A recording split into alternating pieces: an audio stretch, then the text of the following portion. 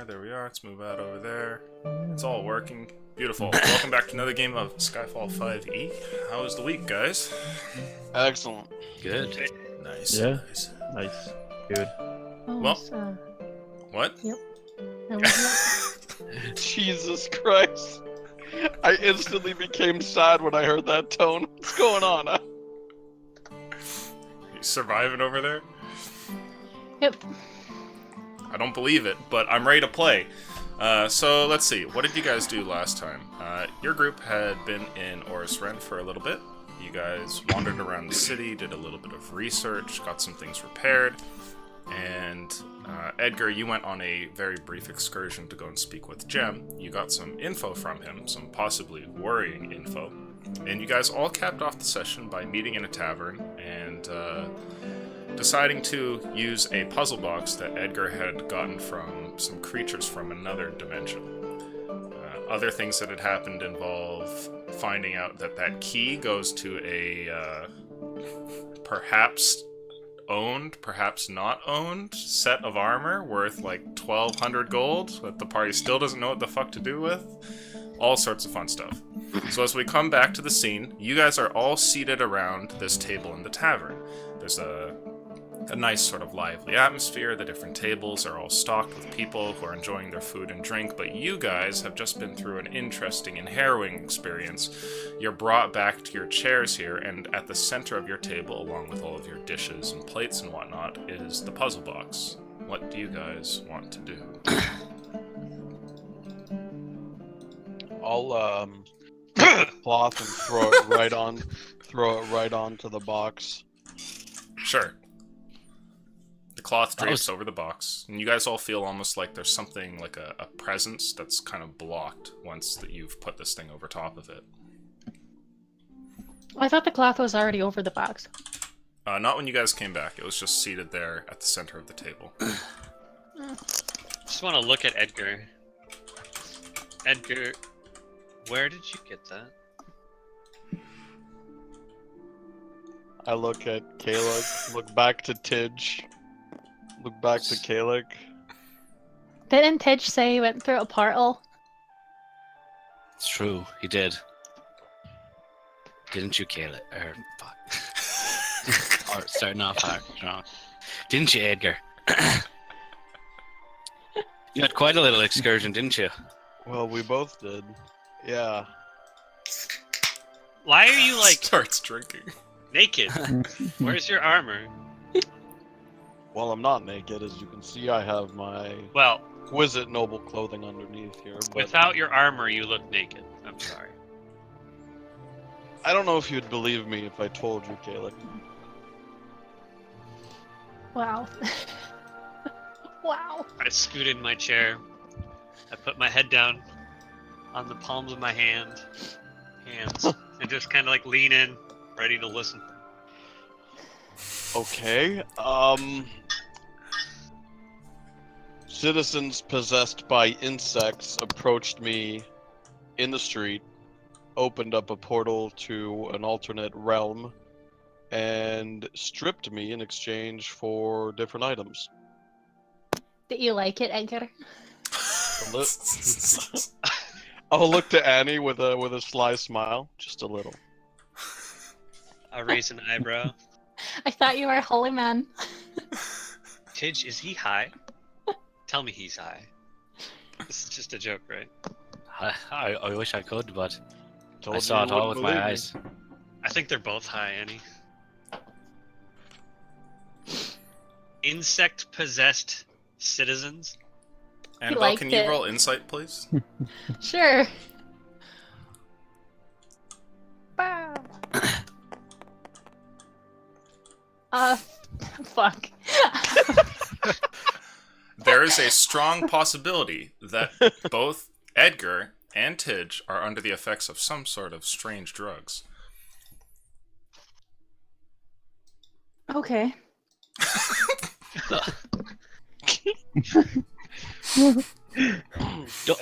Anyways, look, whatever they gave us, we know that the box with the vials are, certainly fascinating, something that might be very useful. These things, and I kind of just pick up the fetish whip from Slanesh here and drop it back down onto the table. Not sure what this is, and whatever the fuck that is, I don't want to be touching again. Look, I was in a moment of extreme clarity, and they approached, and they said they were creatures of peace, and while a younger self might have struck them down, I decided to give them a chance, and here we are. You said they looked like insects. Can you No. describe that? Not looked like they were flat out insects. They were. Once you walked through the portal, they were. I think they were wearing some kind of skin or disguise to not alarm the people of Oris Ren. I don't know why they came to me, but that was the person I saw outside of the window, the neutral. So at least we know that whatever's watching us through the scrying doesn't have agents on the ground. That would have been quite alarming. Definitely. Especially if they were able to get us so quickly. Yeah. But yeah, I mean, I can say they didn't seem hostile. No. Although my forearm might say otherwise. Jesus, I touched something for half a second and the guy nearly broke it in half.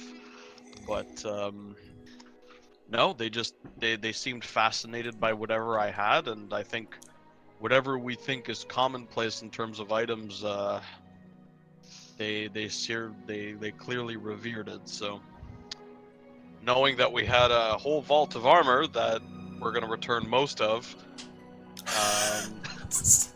I figured it wasn't a stretch to hand over some. Raise an eyebrow. It wasn't a stretch to hand over my equipment. Right, Edgar. So you're okay with stealing it for yourself, but not for other people to buy? Steal? I never said that. I'll pay the man if we find. Oh, right. You're borrowing it. That's exactly right. Hmm.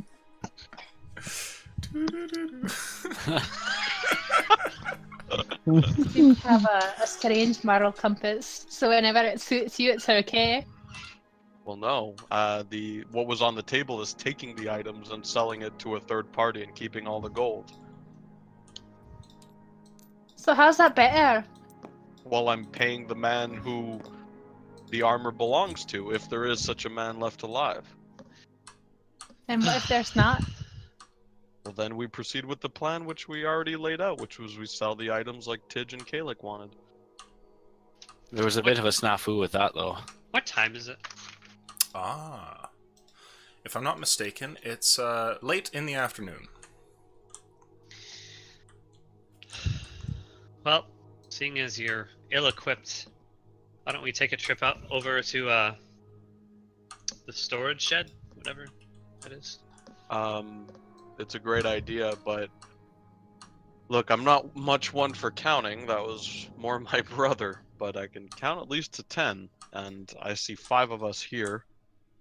And if I'm not mistaken, there were 6 mice. Do you guys know who that 6th one was? Well, I was the first one into that thing, so your guess is as good as mine. I was the second, so I'm not sure. I wasn't on the outside. After that, everybody was a mouse, so I couldn't tell who was who. Aurelio, didn't the server lady touch it? What was that? My mic cut out. I said, didn't that server lady touch it? Yeah, she did. She, grabbed it out of my hands and then I grabbed it back. Wouldn't she be as distraught? I'm gonna look over. Can I see her? Yeah, you can see she's over at like another table far off in another point of the room and is handing drinks over to people. Can I insight her? I want to see if she's tense. Ah, sure. Make an insight check. Like shoulders and just Tense. general. Tense. Teats. Not Gizmo. I don't want Gizmo. Let's do Viet Cobb. Feeling a surprise roll here. Hit cop. Nice. That's 15. I thought that said 71, and I'm like, what? I was like, 11. When you look at her, you get the sense that she's not tense at all, not any more than what her job would probably bring about regularly. She looks like she's just tending to the needs of another table there, handing over some food and, wandering off. There's clearly a little bit of stress on her face as she's quite busy and moving between spots rapidly, but other than that, it seems normal. Could I scan the room, like my immediate vicinity, for the same signs? Sure. I would say carrying that role, that looking around, the rest of the tables seem to be pretty normal as well. And though you see that there's a couple of tables that have travelers and people who clearly don't fit in, most of them are commoners and they're just enjoying their food and drink, and nobody really has like any sort of shady look or seems to be, not meeting your gaze or anything like that.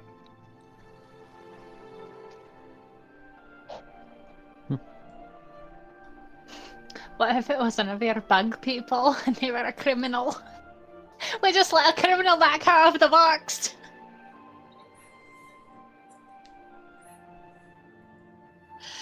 Silence!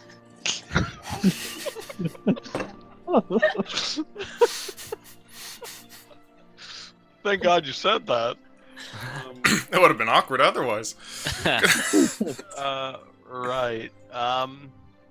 And I'll just kind of look to Kalik. Your idea sounds good. I just kind of shake my head a little bit, just trying to piece together what just happened.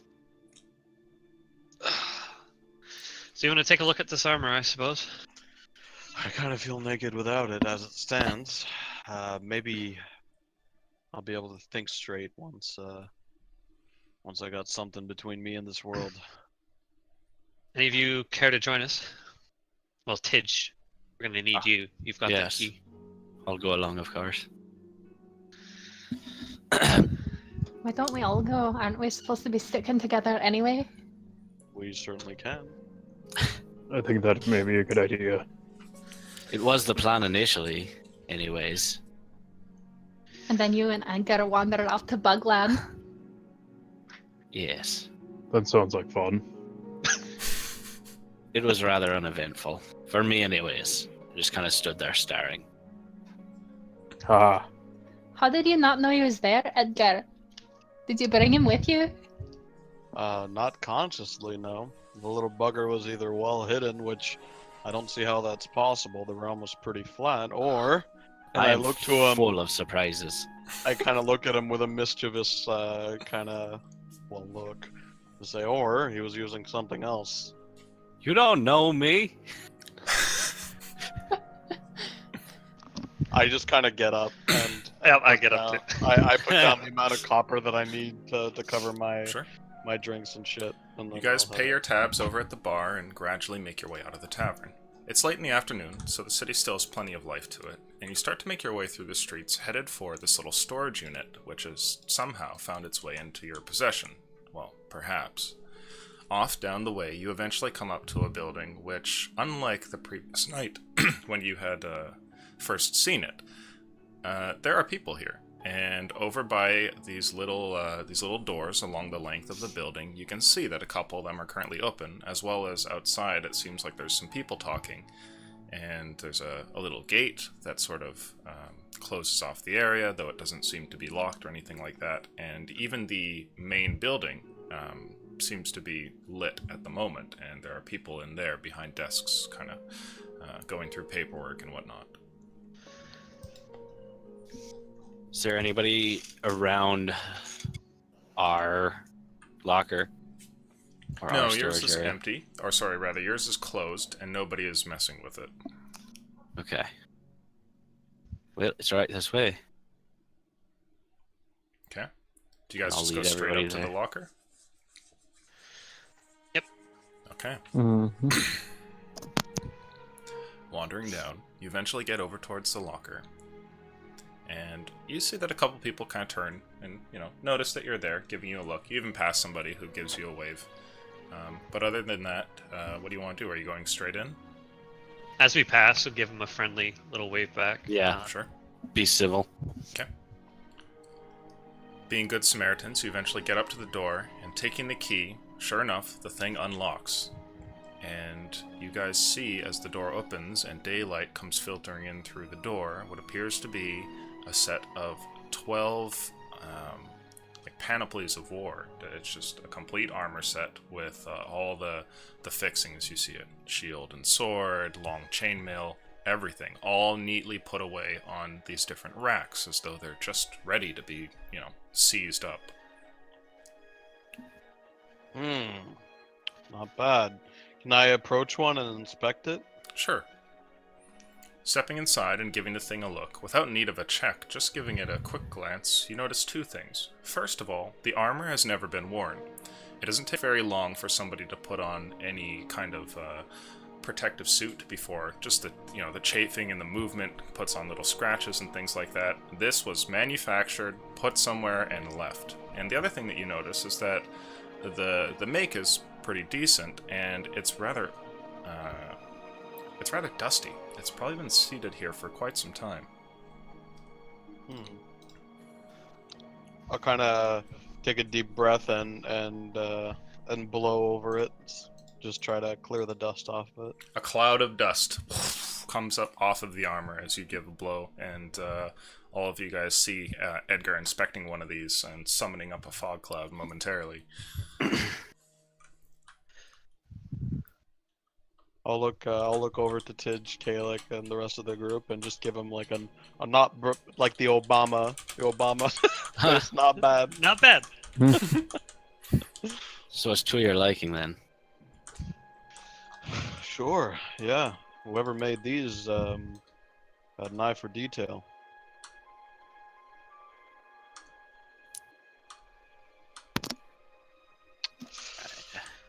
Well, I'll start donning it. Don't you have that little thing that lets you clean stuff? Without touching it? You talking to me? One of you. Somebody's got it. The thing to clean stuff without touching it. It's a cantrip. It's called prestidigitation, but I don't know. I'm in wouldn't know character right now. Sorry. Edgar doesn't know either, but I know what you're talking about. I don't believe any of us have that, Annie. I don't have it. I mean, the best I can do is this, and I'll cast Mage Hand and kind of brush a little dust off. That's about the best I can do. Arillo, do you have it? Nudging him in the side. I think he might have it. Oh yeah, totally. Yeah, I've got that. Okay, and I just gotta take out a sweat rag I probably had or something and just start brushing away the dust, and then I'll don it and put it on. Sure. So you go over, start to mess with the thing, and as you pull the thing from the rack, nothing strange happens. There's no traps set off or anything like that. It feels like fresh armor. A bit dusty here and there, but as you put it on, you can add to your equipment what is it here? A set of chainmail, which should give you 16 AC. Cool. It's also heavy armor, but I think as a pally you have definitely got that. Yeah, I already had chainmail before. That's what I gave the bug people. So this is just a fresh set for you then. You can also see that next to it there's a shield, which looks sturdy and unused, and also a long sword, which is in the same condition. Cool. I'll don those as well. I'll see if the sword fits my scabbard, because I want to keep my scabbard. Sure. I would say that they more or less fit. They're sort of a standard size that's very common in the world, and these two work just well. Okay. And pop the shield over my back. So, what do you think? I think you're slightly more useful now than you were a couple of minutes ago. I definitely agree. Alright, well, one more thing. I'll write down in a piece of paper I'd like to write, I, Edgar Lyle, have come across your sets of armor. If there is a survivor who has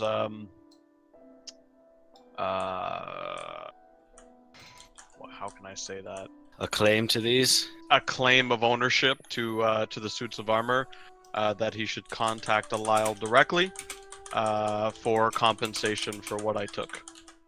Ah. And then I'll put I'll sign my name, and put that where the suit of armor was. Consider yourself in possession of some borrowed armor, Edgar. Sweet. You know, there appears to be a couple offices around the corner. We could ask who rents this out. Well, we could for sure. It's a good lead. There's also the message boards in the main buildings there. At the very least, we could post that we found it. I mean, I don't.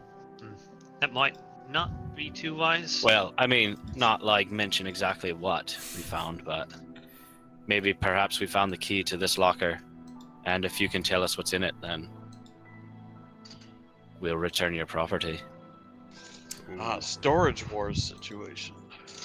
That could be like our last-ditch effort. I mean, like, the best idea would definitely be go to the office.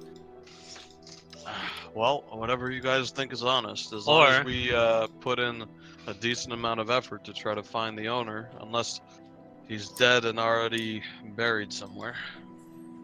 How old did that carriage look back on the road that we found the key in? Make a int check to remember. Don't you have the thing to remember everything in 30 days? Yes. Keen mind. Okay.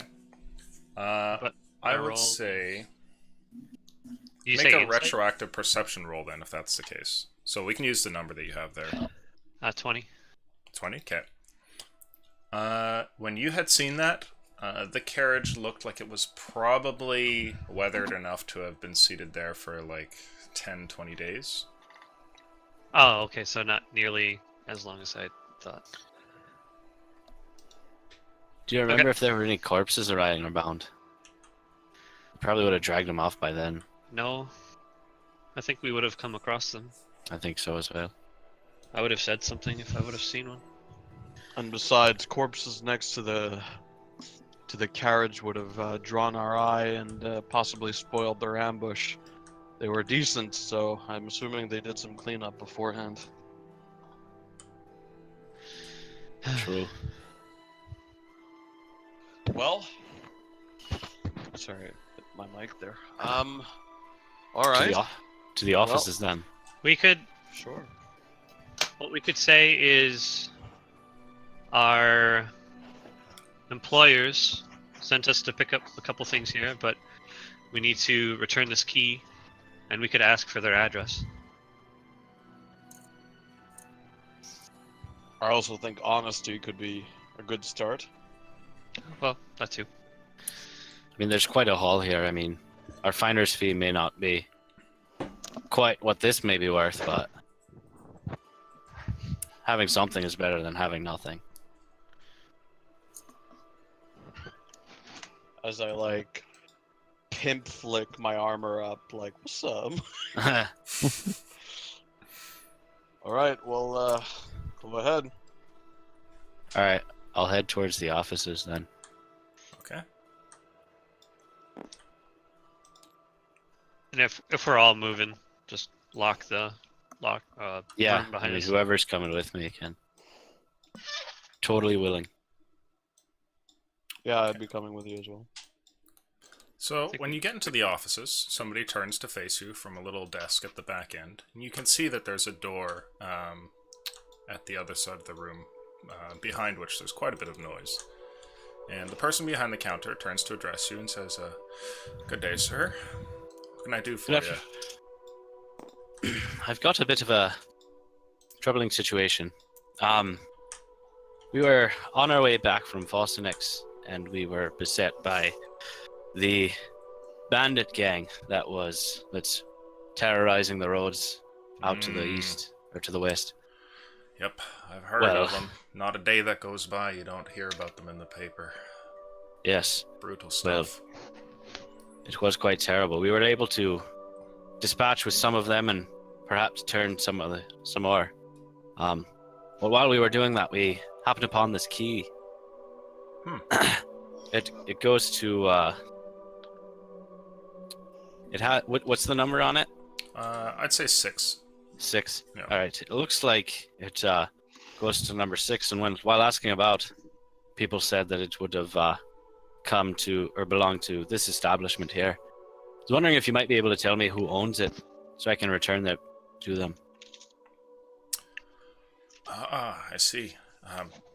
Do you mind handing that over here for a second? Sure. He takes the key and gives it a look, and with a scrutinizing eye, pans over the thing, and he goes, "Yep, that's one of ours." Well, to be honest, sir, everything here's confidential.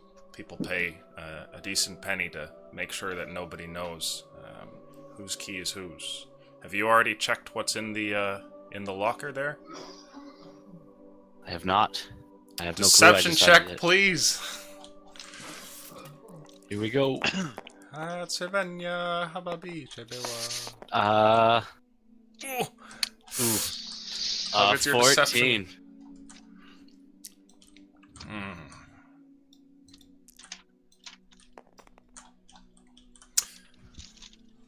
He pauses for a second and he says, "Sir, have you already seen what's in the locker?" I have. Forgive me. Right. Well, it goes without saying that you were not within your rights to do so, but I am not gonna go and call the guard over something so small. I take it you're just handing this here. I can get it back to its rightful owner then. I suppose that's all I can do. I can't really ask for it back, can I? He chuckles to himself and puts the key on his desk and he says, "No." Well, could you do me one favor? Could you at least leave word with me? Not I'm currently staying at the Rosters Inn. Could you let me know or leave word whether or not the owner receives their property? I don't need to know who it is, just as long as I know that they were well, or that it's back in its rightful hands. Why are you so concerned? These not even your items. True, but they're worth quite a bit, according to my estimation. And not to budge in, Tidge, and I apologize for this, but I do think, and I think the reason why Tidge wanted the key back wasn't necessarily to sell the items outright. I think we're better equipped than anyone here to find the owner, given that we came across the key in an overturned carriage on a bandit route with no survivors found. So we, knowing the fate of the key, or the fate of the owner at the very least, we're thinking that with the key in hand, we might be able to track down a lead. What's your name, sir? My name is Sir Edgar Lyle. I'd like you to make a persuasion check, please, Edgar. Sure. I'm gonna use Disco Funk because I want this to win. Disco Funk always not working. 12. The luck's been really bad this week. Yesterday, group got like a double nat 1 on a really important roll and almost killed everybody in like a suicide explosion. So what does that total out to? That's I was wondering if I could do this now. I was wondering if I could channel divinity to add +5 to my persuasion. Can you do that retroactively? Well, it's something I summoned, so I guess I'll just wait to see his reaction. Sure. And worst case, I'll ask him to Yeah, reconsider. it does sound like something you'd have to do ahead of time. Yeah, so that would be a 12.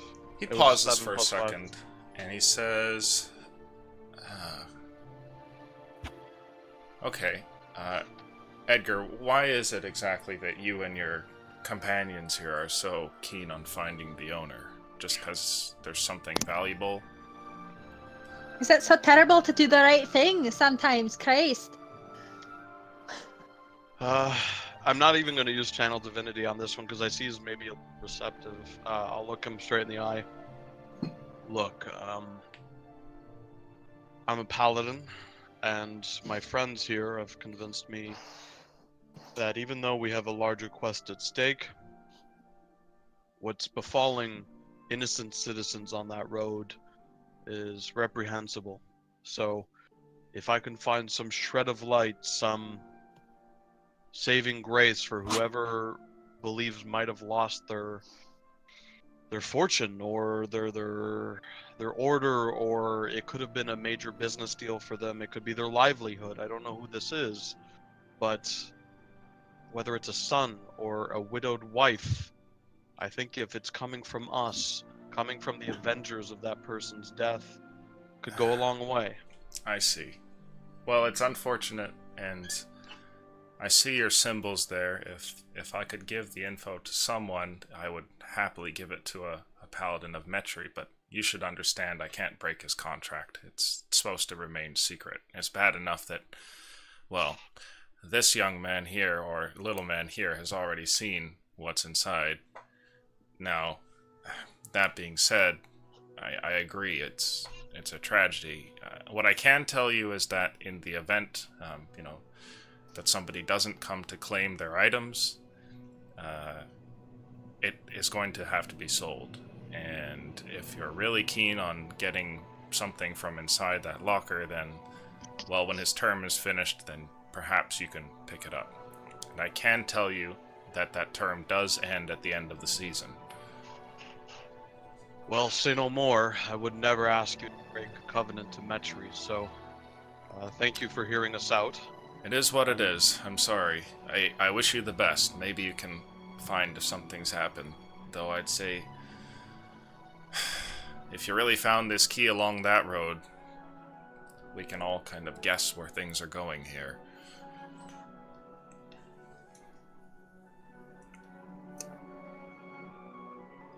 Yes, it would seem that was kind of the assumption that I had made, but never hurts to hope for the best. Well, you Welfare Wednesday continues. You did the right thing bringing me the key, though. I thank you. But of course. He gives you a sort of solemn nod. Suppose our business is concluded here. No, Tidge. Sorry. Do you guys step outside? I do. Okay. I'm there, like I'm there, chest up, like kind of happy. You know, he said we did the right thing, so I'm leaving completely satisfied. God, that's terrible. I want to know if he's a greedy fuckboy. Inside of Rogue Lady. Yeah, you can stay back there and inside, and what do you want to do? Yeah, can I do that? Sure. Use those that 10 out of 10 beauty charm. What the hell? Is it a 5? Of course it is. Great. Oh God. Yeah, great. There's a strong chance that he is under the effect of some sort of drugs. It's not your solution to everything, Annabelle. Everybody's high. Oh, it's Calyx, not mine. I just go with the flow. That's what the kids call it these days. So you guys turn and decide to leave, heading out past the path there away from this little establishment. And what's the thing next? What do you guys talk about on the way out? Yeah, great, Edgar. Now we're still poor. You're the only one that profited. Look at you, got a nice shiny suit of armor out of the deal. I'm probably, to be fair, the only one that could actually afford this suit of armor, so when they come calling for the amount owed, I'll be there to pay. You'll just borrow it from somebody else, don't lie. Well, that's definitely true, but I'll pay that back as well. Right, yeah. Well, let's keep moving then. Well, I guess we Got can. nothing better to do. I think we can rest assured that we did the right thing today. God. We did. It's true. I hate myself. Damn that lawful alignment. Damn. Okay, well, where are you guys going? Oh, what do you want? Go Just away. a spoonful of sugar. Okay.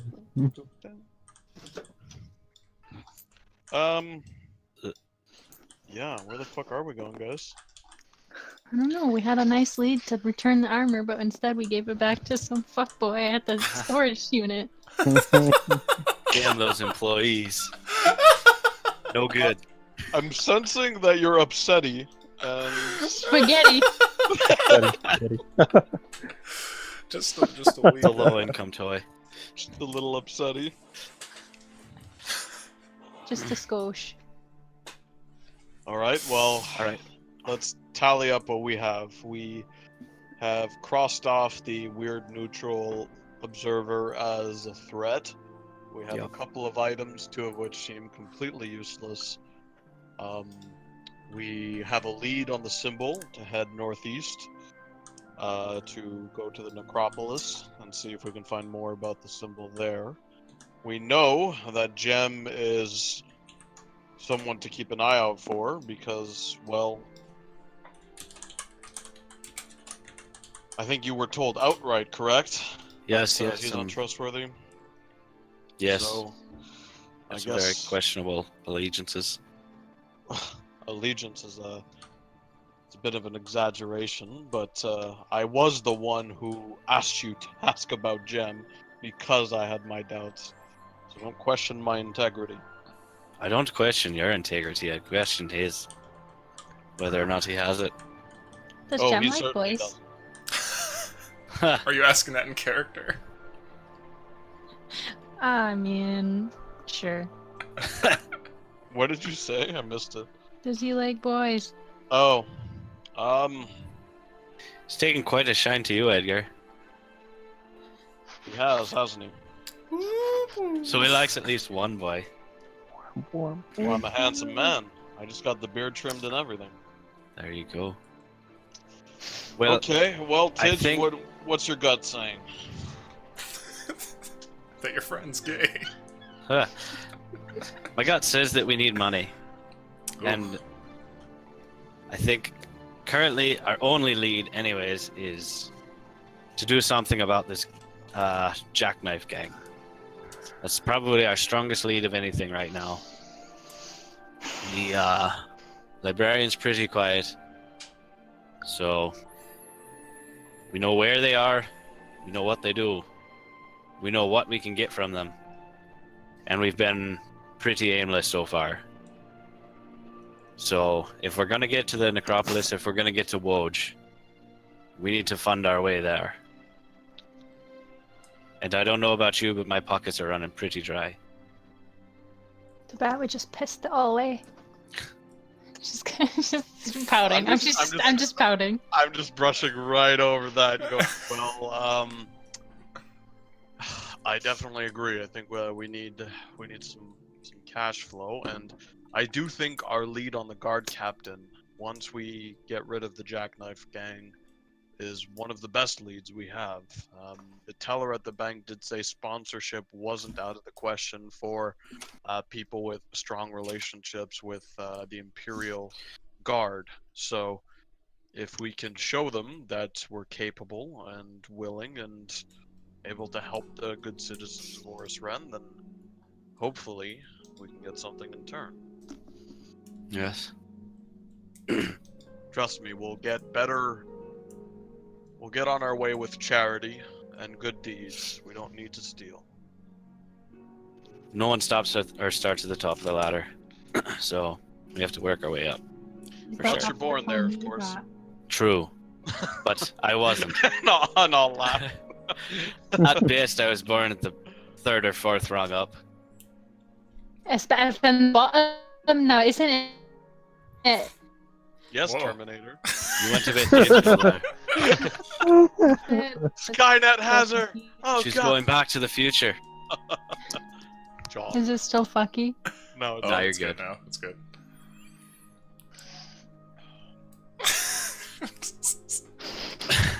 Now it's just not. It's not anything. I wasn't saying it. Oh, did you want me to repeat it? I said it's better than starting at the bottom now, isn't it? It is. Well, I guess I couldn't really say because I don't know what it's like at the bottom.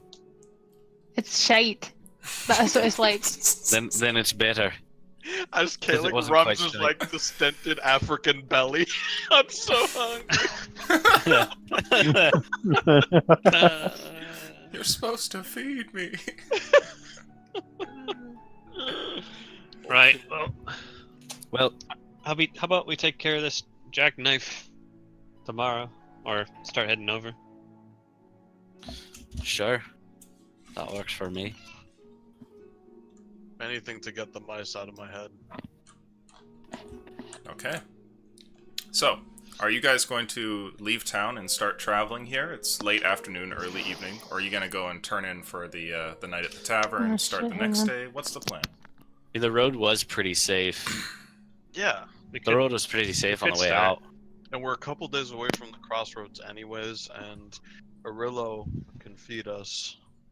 Oh my Yeah, god, so I let's head out now and see Edgar, if we can put it in. battle plan. Do you know how we were kind of transfixed in that box? What if you toss it into a room with, let's say, if there's a room full of bandits, if you toss the box in with them and shut the door, what would happen? I square off to Kalik and I walk up towards him, kind of trying like an intimidating fashion. Look down, and then beam a huge smile and put both hands on his shoulders. That's genius, Kalik. And by the time they come out, if they come out, they'll be confused and we'll have them surrounded. Well, here's the thing. It's genius as a distraction, but at the same time, I wouldn't feel too good about banishing a bunch of. I won't say innocent. That's a very strong word, but we saw those two that we let go. They were foolish, misguided, but hardly deserving of that fate. My God. Are you assuming that they're not smart enough to push a box? Yes, because I didn't think of it when I was in there.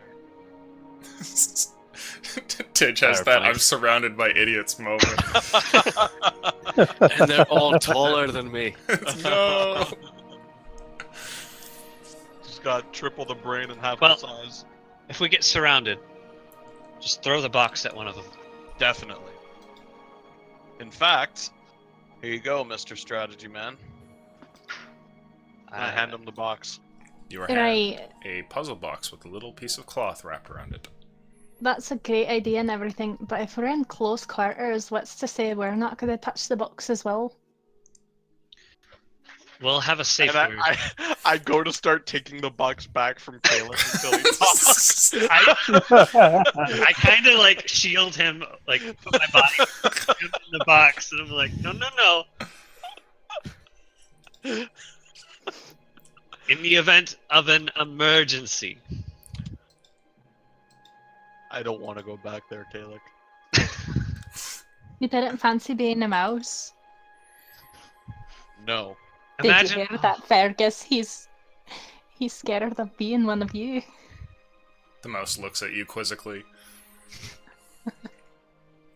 now that I think of it, it might be very interesting if we all get wrapped up in it too, with all the bandits, and we're all mice up on top of a thing. I don't know about you, Kalik, but when I became a mouse, I did not have heavy armor on, so I'd rather not do that.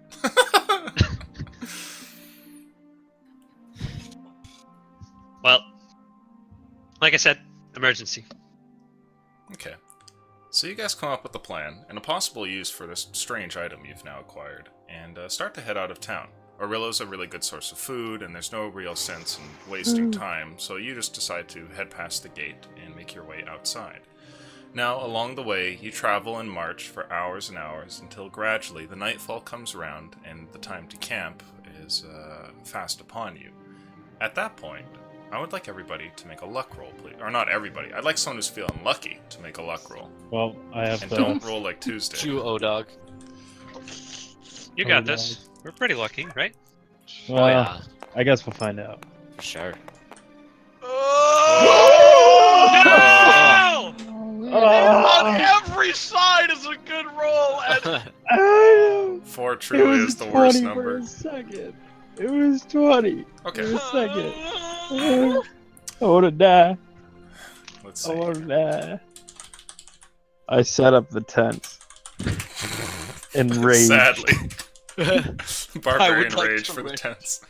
Okay. You guys all lay down and get some sleep. Everybody gets a long rest. There's no interruption during your watch, so go ahead and get yourselves that that new HP and everything. And when you guys wake up the next day, Kalik, I'd like a perception check from you, please. Sure. please be gentle. Take pity on his soul. How's it Classic Connor roll. Dude, what the fuck is going on? Save him I'm for the not- fight. I'm not Save him for even the mad. fight. We have been playing for what, 14 months? Something crazy, maybe longer, and this is fucking retarded. This character, man. Okay. You guys go ahead, grab your things, and begin to collect yourselves after camp here, putting out the fire and packing up the tents, and you go to continue on your way. Though as you guys look around, you're all able to see that the weather today seems quite different, and you all have that sort of sneaking feeling that time has escaped you. How much, you're not certain, but you can all feel it. Fucking cock-a-doodle-doo. Now, you're on the road here, and the path will snake up a little bit and then back down south. Or you guys could go straight through the Actus Woods and head towards the gang directly. Now, given that it's off the beaten path, it probably won't save you much time, if any, because tracking through the woods is not really easy compared to walking a cobblestone road. But I do want to know what path you guys are taking over there. At the beginning of the day, could I prepare a guiding hand? Guiding hand. What is that? I will read it real quick.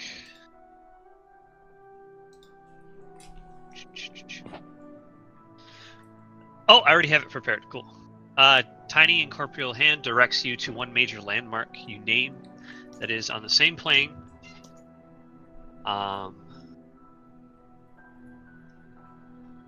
So you name off like a city or a mountain, a castle, a battlefield, or a mine, and someone in history must have visited the site and mapped it. If the landmark appears on no map in existence, the spell fails. Otherwise, when it summons a hand, you create a tiny little hand of shimmering light in an unoccupied space you see within range. The hand exists for the duration. Okay. When you walk towards it, it leads you to where you want to go, and it lasts like 8 hours. It's literally a quest marker from modern day video games. Yep. Sure. So you have that all at the ready.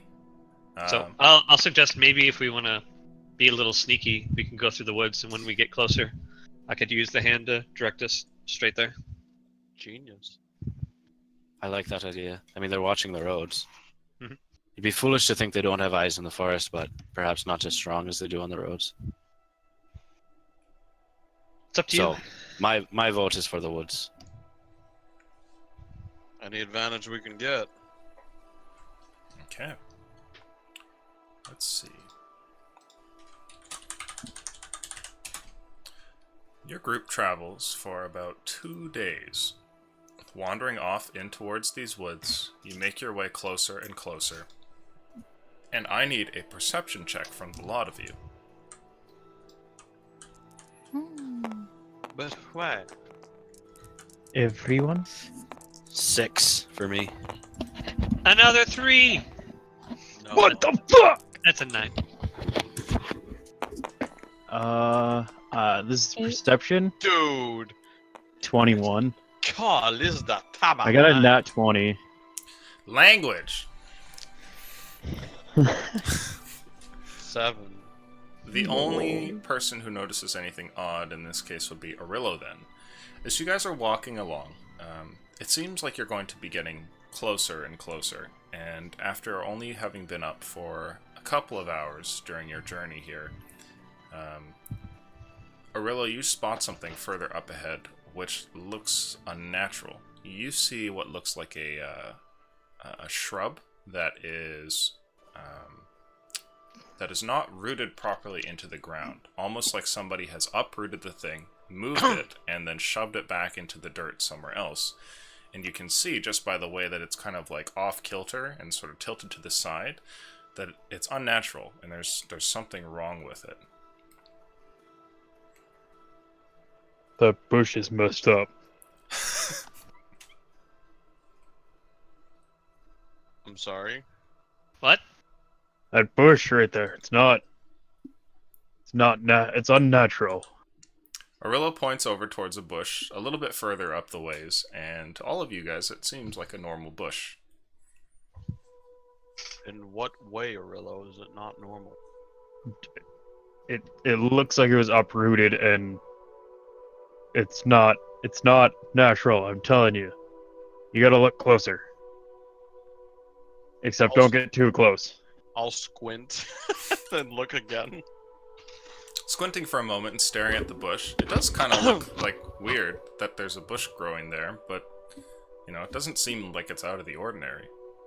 Well, Arillo, what are you saying? Do you think someone setting up a trap? They move the bush? What are you saying? I think it's a trap. Okay. It shouldn't be growing there. Well, I'm feeling uneasy about this. how about this? Tidge, Annie, Kalik, you guys are a bit lighter on your feet. Do you want to take the flank in the woods, and me and Arillo will try to draw them out if there's anybody? Sure. Sure. Why not? Well, get comfortable. We'll wait here, and maybe we'll give you, 5 minutes? And we'll start walking down the road. Yeah. No, you guys are in the woods, so there's no actual road or anything. Oh, right. We're in the woods because of Guiding Hand. Yep. And I would say that you guys are about here. And you see this bush thing over towards here.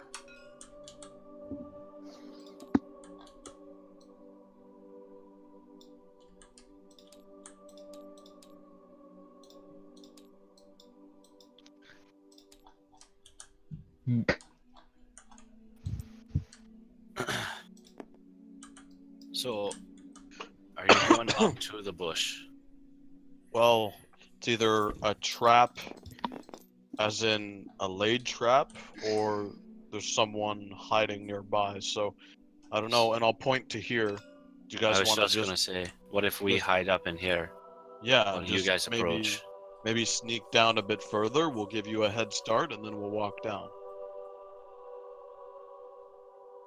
You guys, Yeah. you guys are the ones that are talented in sneaking. I mean, I'm assuming you're the only 3 that are either not massive or not wearing chains that chime like a bell every time I walk. So I'm gonna leave that up to your expertise.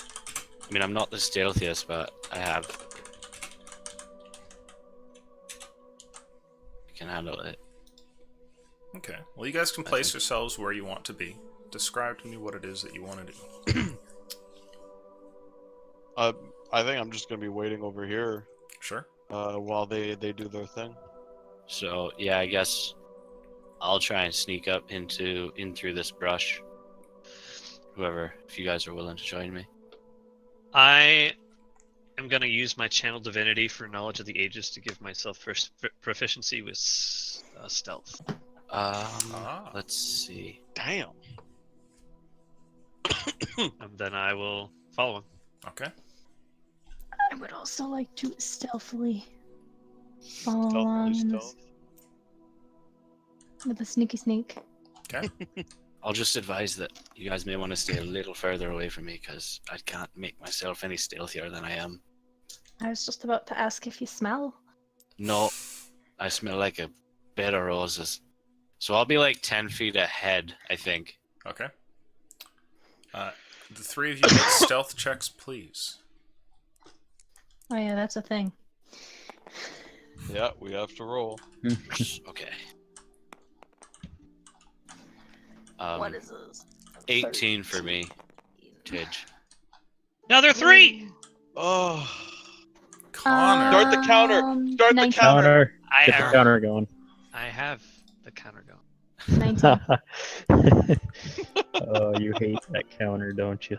That's a 7. Okay. You guys sneak along and kind of move over, and you don't see any activity. You try to move through the brush as sort of slowly and quietly as you can, and some of you are succeeding, others not so much. What do you want to do next? So when I get to like here, Mm-hmm. I'll kind of stop and keep an eye on that bush. Sure. You don't see any motion from it. Everything seems normal. Okay. And then I'll just wait for Edgar and Arillo to approach.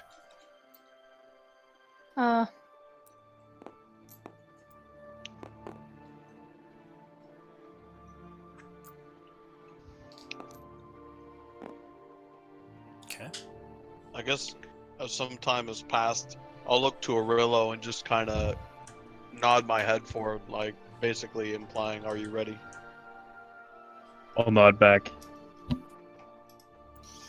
And I'll start walking pretty much as loudly as I can.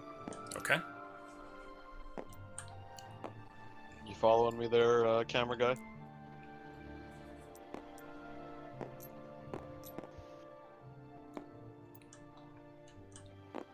So you guys see what looks like a very stompy set of adventurers make their way over, and as the two of you get closer to the thing, you are not ambushed by anybody, oddly enough. Could be that I was wrong. I'll take a closer look at the bush. Sure. I would say from here, you can see what it is that Arillo is talking about. Up close to the thing, it does look off-kilter, and it's kind of leaning in a way that doesn't really make any sense for a bush like this. And you can tell that somebody has messed with it in some way, though you'll definitely have to get closer to figure out exactly what it is that's going on. I'll scanning the ground. I'd like to take my sword out and start poking the ground in front of me Sure. as I move forward, just to make sure that there's no like pits or anything bizarre. Bombs. What? I said bombs. Oh, Bam. Can I be scanning like the area around just to make sure that Tip there's sure. nothing going on or like no weird activity while he's doing that? And I'll move forward, like maybe another 5 feet, and then another 5 feet. Make an investigation check, please. Sure. Hello, Gizmo. Did you want perception from me? Not yet. Okay, you got it. Nice. Investigation is gonna be just flat roll. That's 13. Okay.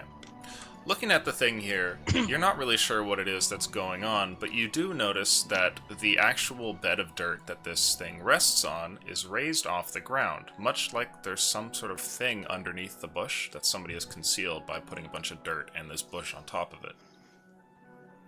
I'm sorry, repeat that? So there's like an There's a dead actual body under the mound. bush. There's a mound that the bush is on. It's not on flat ground. Like somebody has put a bunch of disturbed dirt here underneath it, and it looks like Okay. that dirt has been freshly laid down. Like it's not like the rest of the forest floor. I'll call the group out with like a wave. Not call like verbally, I guess. Just I'll wave them on. See if I can get them to come out. Okay. Do you guys come out when Edgar waves? Mm, I would, yeah, this is where I would probably be looking around to make sure nobody's keeping an eye on us. Like, there's nothing weird going on Sure. Okay. before I went out. And if it seemed okay, then I would. You can make a perception check now then. Okay, then I rolled a 10 earlier. So, Looking around, you don't see anything odd. The only thing that seems to be watching you right now is a pair of birds in a nearby tree. okay. Theo! Fucking Theo! In that case, I'll make my way over. Okay. I'll wait for now. What do you make of this? Oh. Can I take a look at it myself? Sure. You can make an investigation check. Ugh. Nice. 7. You see whatever it is that Edgar points out to you. Which is basically that there is like a mound that this bush rests on, which is clearly made of disturbed dirt. And it rises up a little bit off of the ground. It's not flat like the rest of the area. See some disturbed earth, but that's pretty much all. I mean, I'm gonna- there's something buried under there. As soon as he starts confirming what I already know, I'm just gonna take the bush and yank it up. Okay.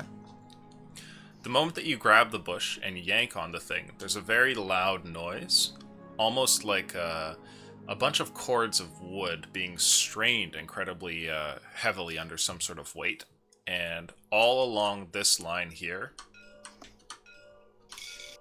you see what looks like a rope that pulls out of the ground and then streaks across, and like a lasso that comes whipping out of here and just goes razoring across the area, and then gradually ends over here, being hung up at the top of a tree. I'll So- look over wide-eyed to Tidge like, oh damn. I guess it's a good thing you spotted that. Wasn't That's me. a bit. That was a bit the big extreme. guy. I would like a perception check from all of you, please. Throw the puzzle box! Okay, time to Nat use the 20. Time to use the namesake. Namesake! 13. Don't fail me! 13. 9. Tartane, la. 13. 13 for me as well, man. I Nat heard a 20. nat 20. Okay. Tidge, you hear what sounds like the faintest footstep off in the distance coming from this direction. Guys, someone's coming. Say we. I'll look around like, the fuck do I do? And I guess I'll hop into here and I'll just take a knee. Okay. I'll join him. Okay. How about you, I'm Aurora? still in the bush. Okay. Aurilla, I suggest you do something. I say as I run past him. I'm gonna Let the big guy be. I'll walk into this bush with these guys. Just saunter on over. Yep. Keep an eye on that direction. Alright. Carrying the previous rolls, it takes a moment, but Tidge, you see off in the distance in here what looks like a set of a few different shadowy figures that approach. They're all wearing sort of ranger's attire with long bows, short bows, leather armor, that kind of thing. And they're moving along slowly along the sort of edge of the tree line, getting closer and closer. And they pause for a moment to sort of scan across the area. Do they appear malicious, or is like anything, I don't know, familiar about them? I would say, is there anything Or familiar? noticeable, I guess I should say, maybe? Not really. I'd say they look like, they have their features sort of masked up enough that it's really hard to Mhm. tell what their intentions might be. Okay. Then I'm just gonna keep, like, staring them down and watching what they're doing, while silently or quietly kind of filling in Edgar and Gorillo. Sure. Now that group waits there, and they wait for a minute, then another minute, and then another minute, and then gradually, one by one, start to like slowly make their way out of the area and start approaching. I'm staying as still as I can be. Everybody Just make a calm perception breathing. check, please. Or sorry, a stealth check. I gotta make another one? Yep. What the hell? I didn't even move. 17. Or sorry, disadvantage, right? We'll take the stealth checks from these 3 guys up here instead of you 2 at the back. I have disadvantage, right? In heavy armor and chain? Yes. Yes, you do. Stealth is +2. Fuck yeah. I've got Let a them catch 16. me. Did anybody get under 14? No. Yes. My new roll back there was a 10. But I got a I'm sure 10, if you so I needed got us a- to reroll. Okay. I got 10. So the group moves up, and they get to about here when they stop, and you see the one at the front puts up a hand signal, and everybody walking behind him immediately ceases what they're doing. And then he kind of moves one of his fingers, and they pull out like arrows and kind of notch them in their bow, and everybody starts looking around. And as they're looking around, one of them turns in your direction, Edgar. I kind of slowly bring my shield up and I'll prepare to dodge just in case, but I'm trying to move as slowly as possible.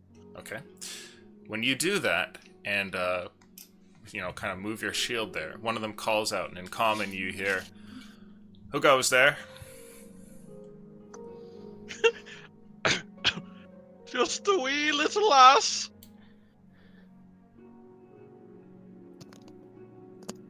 It hangs on the air for a moment. While he's chatting, I'm gonna start making my way down towards the lower corner and edge. What was your stealth check? 17, excuse me. Okay. So you start to move over there. It doesn't seem like they're aware of your motions. Let's see. It's... I'll get close to, like, still be hiding in the woods, but, like, within 30 feet. And I'll use my message cantrip and be like, "Who wants to know?" The fuck? To, One of like, them replies back and this one. says,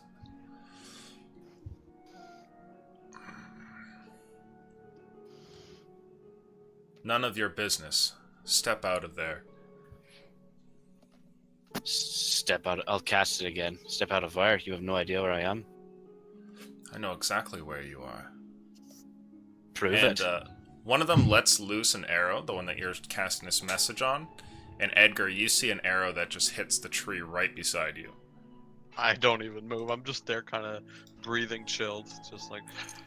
This time he calls out again, "Step out of there." Seems you weren't as sure as you thought. I'm just fine. I don't hear this conversation going on. Oh, it's all in my head. I'll just get up and I'll look at Arillo and give him like a nod of like, get ready. And I'll just step up, step out. And my sword is in its sheath right now. Okay. Hello, boys. Oh, so much for that. The moment that this one hears your voice, you see what looks like obvious confusion come across his face. And he kind of like does a double take almost. And he says, "All right, drop the arms." I drop my arms down to their side.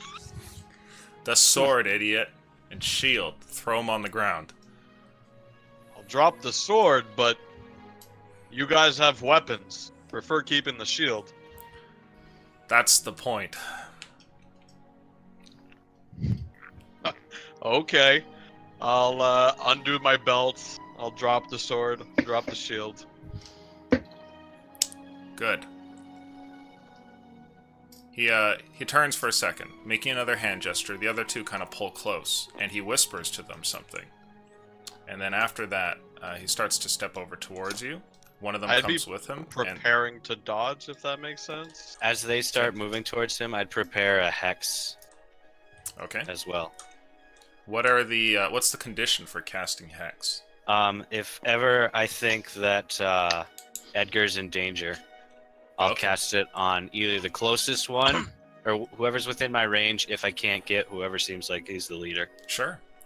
The two continue to approach, and as they come over, one of them sort of nudges your gear away from you, and the other one, still sort of holding his bow with the arrow, just about to be pulled back, he says, "All right, any coin?" Sure. Yeah, I've got plenty. "Hand it over." Excuse me. "The coin, hand it over." Here I thought we were gonna have a pleasant conversation. Why would I give you my coin? Do you know where you are right now? Yeah, taking a nice leisurely stroll alone in the woods. Let's see here. This is going to be made with disadvantage because you're dodging. Is every one of these square things 5 feet? Wow. Ooh, Oh, one gets a nat one. One gets a nat 20. each square or each hex is 5. Each. Okay. He lets go of a shot towards you, Edgar, going to fire down towards one of your legs. But as he does so, the shot goes like extremely south, and you barely have to move an inch to kind of avoid any sort of danger. And the other one kind of just like looks at the other one. They share an awkward look for a second, and then he. You nervous there, friend? I'll walk up to him and I'll take the bow, like very slowly. I'll take the bow and put it right towards my chest. You want to reload this time? Make an intimidation check, please. Nice. Super down. Give me the disco funk.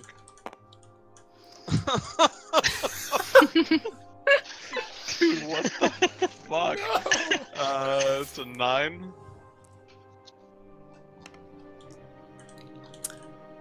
As you do that, one of them goes to punch you in the face, and I need everyone to roll initiative. Oh.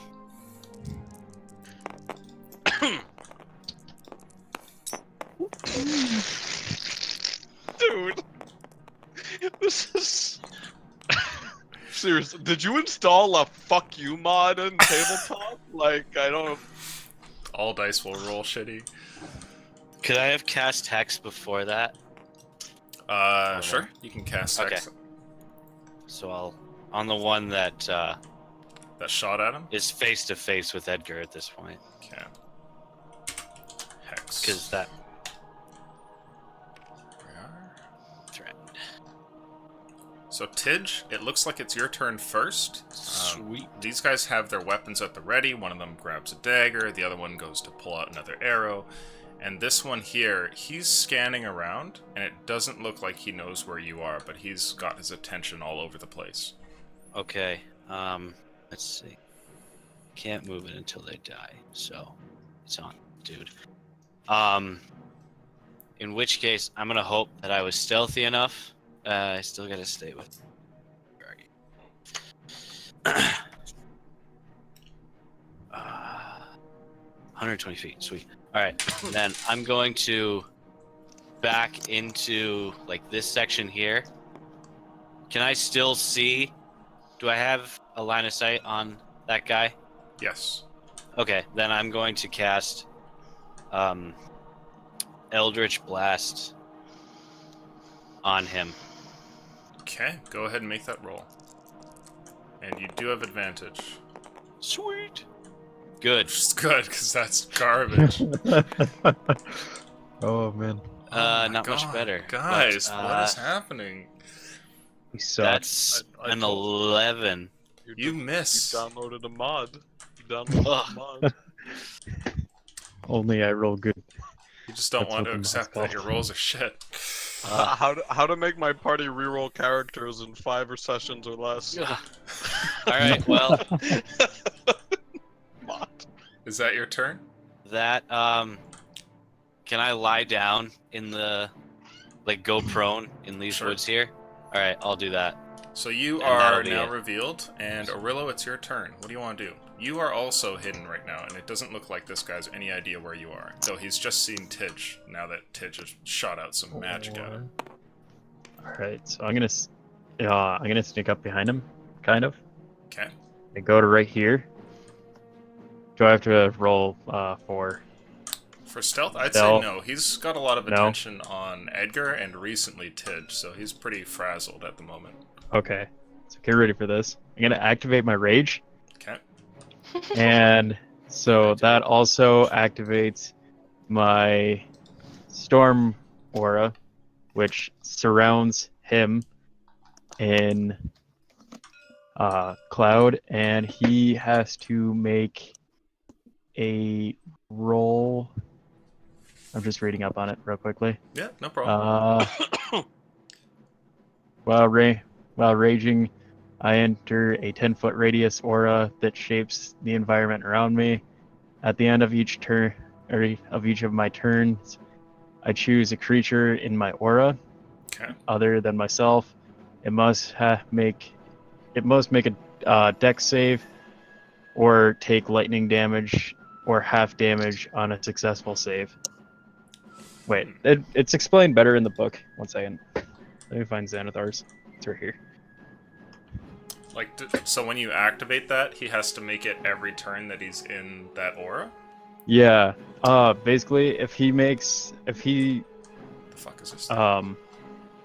Okay, so if he makes he has to make a dex save. If he doesn't make a successful dex save, he takes full damage. And if he makes a successful one, he takes half lightning damage. And my lightning damage is 1d6. 1d6, yes, per turn. So I gotta roll a d6. So it's one target he chooses in his aura, which is a 10-foot This radius. guy right here. Okay. So what's your save? Dex. My dex, dex. 8 plus your my proficiency plus constitution. 8 plus. What was it? Proficiency and Okay, so it's constitution. 10 plus 3, so 13. So he Yes. passes ever so barely. So So he'll he- take half. Takes half. Where's my d6? I think I have to drag out a d6. Right here. Alright. He takes half of 6, so he takes 3 damage. Okay, there we go. So he's wounded by a bolt of lightning, seemingly from nowhere. Yep. Then I will make an attack on him. Okay. Let me roll my Falco die because that seems to be pretty spectacular. That will be a 21. Okay. Sweet Jesus, at least one of us can hit. That definitely hits. Go ahead and roll damage. God, I keep getting fucked by the wall. That is 9, 10, 11 damage. You manage 11 to damage. cleave through this man using your Hey. glaive. And he is dead.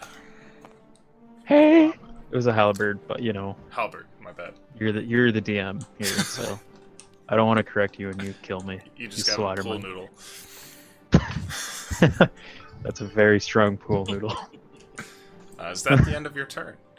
It is. Okay. The end of my turn. So the jig is up over there, and Kayla, He's it's your frightened. turn. You guys are far away enough that despite the fact that you haven't been exactly the stealthiest, it doesn't look like they know you guys are both back here. I will make my way forward.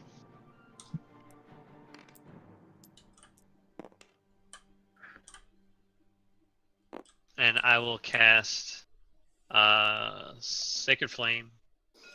It's this guy.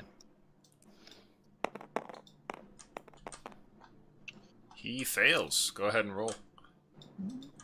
D8 Radiant. 4 damage. 4 damage. Okay, so he's wounded by a blast of flame. And is that your turn? Does there appear to be anything happening over here? No. That's my turn. Annie, it's your turn. Well, I can only move. Well, I suppose I could use my bonus action to move. Fuck, I can't even see these little squares. Yeah, you can. 10, 11. Holy crap. I can make them more obvious if you're visually impaired. I'll probably move I'll just move closer. Oh my god! Now I'm just swimming in the beehive here. I'm gonna get as close as I can. These are 5 feet, right? Yes. See what you get. See what you get when you mess with the wall, yeah. Can I move into the? Wait, no, that's not even a bush anymore because you ripped it out. And I'll just stand here. Yeesh. Pretty strong turn so far. I mean, I could go this way. I'm not like obscured at all, right? Is that correct? Yeah. Well, I have to move closer somehow. Do you have a bow or a crossbow? Ow! Oh, can I throw my dagger? I can, right? 60 feet. Yeah, Disadvantage. it would be disadvantage, but you could go for it. Yeah. Oh, I don't Don't want to hit Edgar. Don't hit me, please. And I roll really bad. Nope, no thanks. I'll just yell at them. Hey! That'll learn him. Oh, The Jesus. same sound angry hedgehogs make.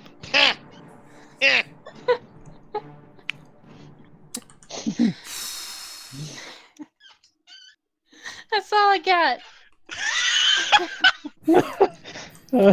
I'd like you to make an intimidation check, please, Annabelle. Alright, I got this. I'm the best. I'm so intimidating. Oh! I could have done it through thaumaturgy. Wait, now intimidation. I have a bonus for that, I think. +3. +3.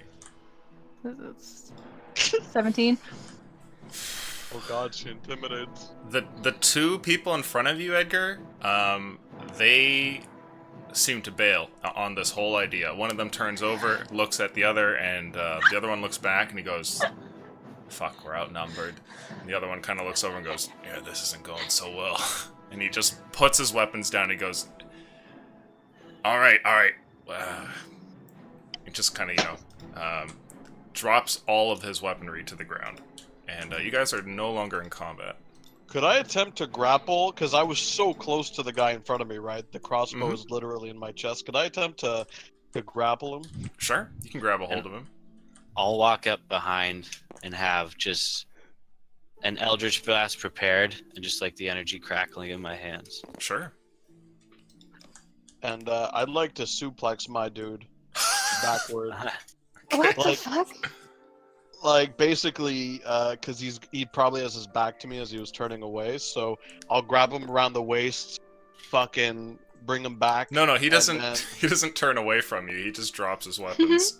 Oh, okay, never mind. His hands are up. Then, okay. We're good Snaps then. his A neck. giant thorn coming out of a bush. I mean, I wasn't... Suplexes don't kill people. I don't know. It hurts real bad, though. Okay. Well, I'll pick up my weapons then. Sure. You grab your Did I- weapons. They kind of like step back and just keep their hands up in Hey. the air. Hey! You don't move. Oh, all right. So, I suppose I couldn't hear him ask Edgar for his money when I was like way the fuck over here, right? That's way too far away. I'd say it was probably loud enough you would have heard. Do you have any coin? Yeah. No, I've got some coin. Right, how much you got on you? He looks over to you at first, Edgar, to see like if it's okay that he can move. I shake my head. You can throw it. Or you could Yeah, just say. I've got a bit. I'd like one of you guys to make a luck roll, please.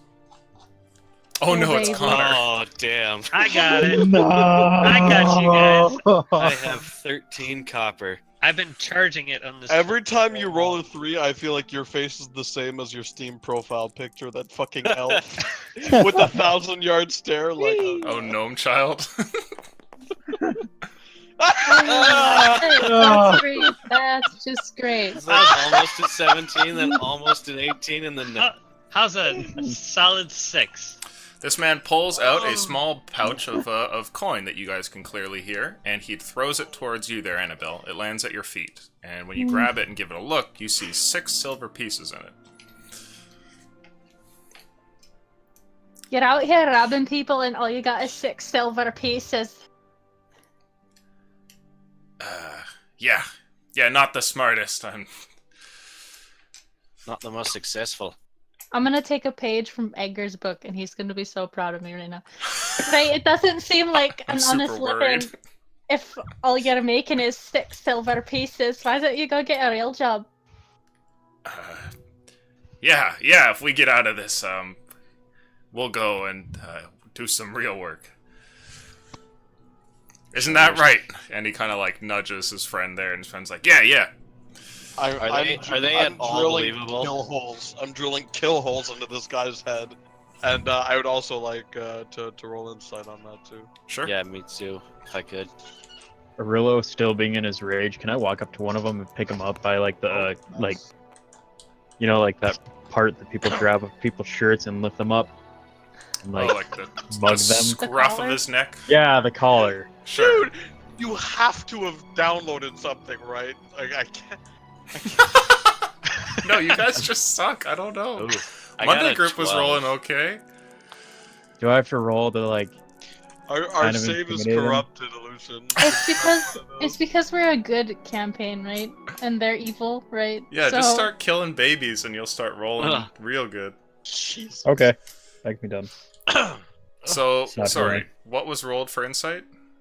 I got a 12. Okay, and Edgar? Grab one. Okay. Edgar, yeah, this guy seems sincere. Tidge, you're not so sure. I might rethink your stance there. Maybe be a little more genuine. Can I Uh. step closer? Can I be intimidating? I'm so intimidating, right? Can I? Yeah, I'll step closer too and kind of flare my Eldritch Blast a little bit too. Sure. As you guys start to close in, Arillo comes out of the bushes here, grabs one of them by the collar, and he goes, whoa, hey. Are you I've seen sure him that's pop all the money somebody's you skull have? Like a cherry. That's all I got. I swear. Empty your pockets. Okay. He Oh my like God. reaches down, he pulls out of his pockets, you see like half of an eaten ration, there's like a bunch of pocket lint, a small dagger falls on the ground, you know. That's I don't all I care got, so- I swear. I don't look care over so to- much about your possessions. I look over to the other one and I say the same thing. He goes Empty and yours. he pulls out some coin as well, and you guys get a pouch of 2 silver. That's what I thought. And I throw the other one to the ground. Sure. He tumbles Are you- to the ground over here as you throw him down. He goes, look. Are you two mixed up with the Tiefling captain that's terrorizing these areas? Yeah. Yeah. Would we aim to take him down? And it'd be great if we didn't have to worry about seeing your sorry asses next time we show up. Hey, you don't have to tell us twice, right?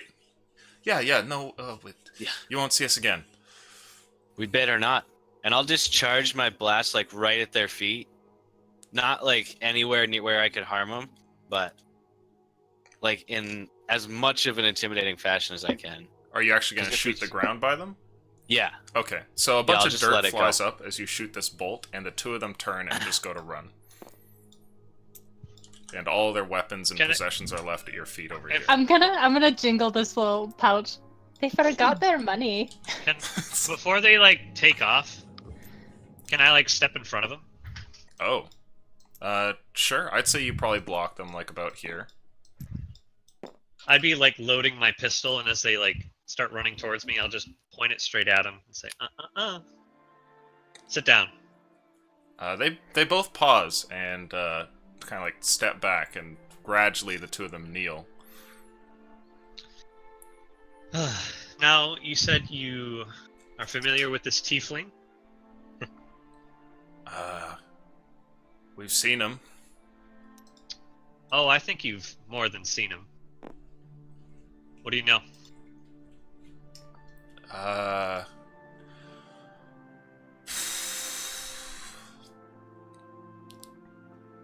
The 2 of them just kind of look at each other, and one of them gives you like a very cautious, he's the boss.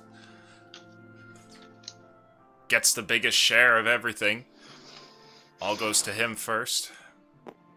And he's gonna giggle. Take a share of 6 silver pieces. What about this mine? What can you tell us about that?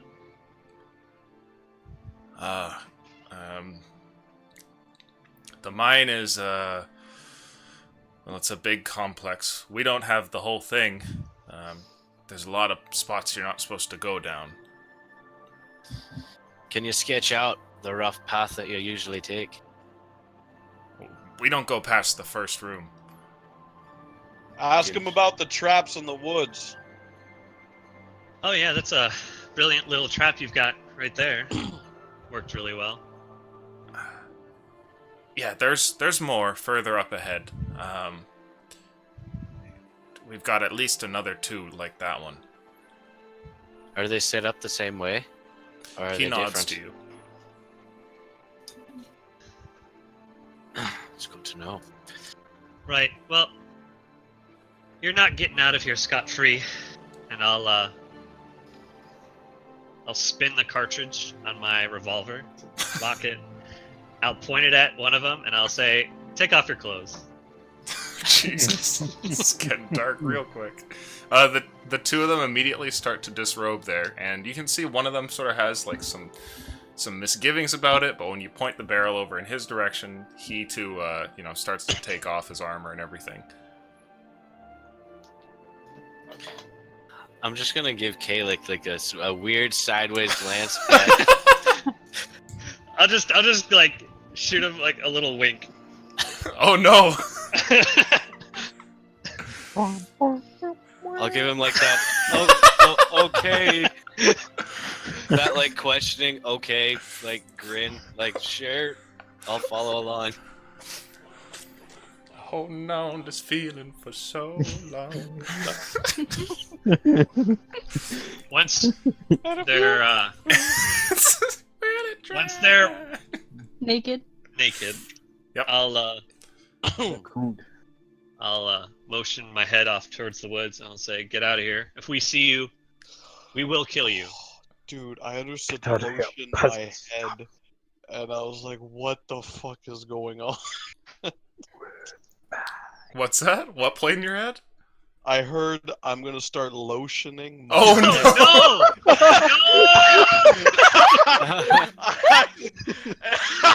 and I was like, how is everyone okay with this right now? That's not something that warrants just a sideways glance. And bye. My bad. Goodbye, Mel.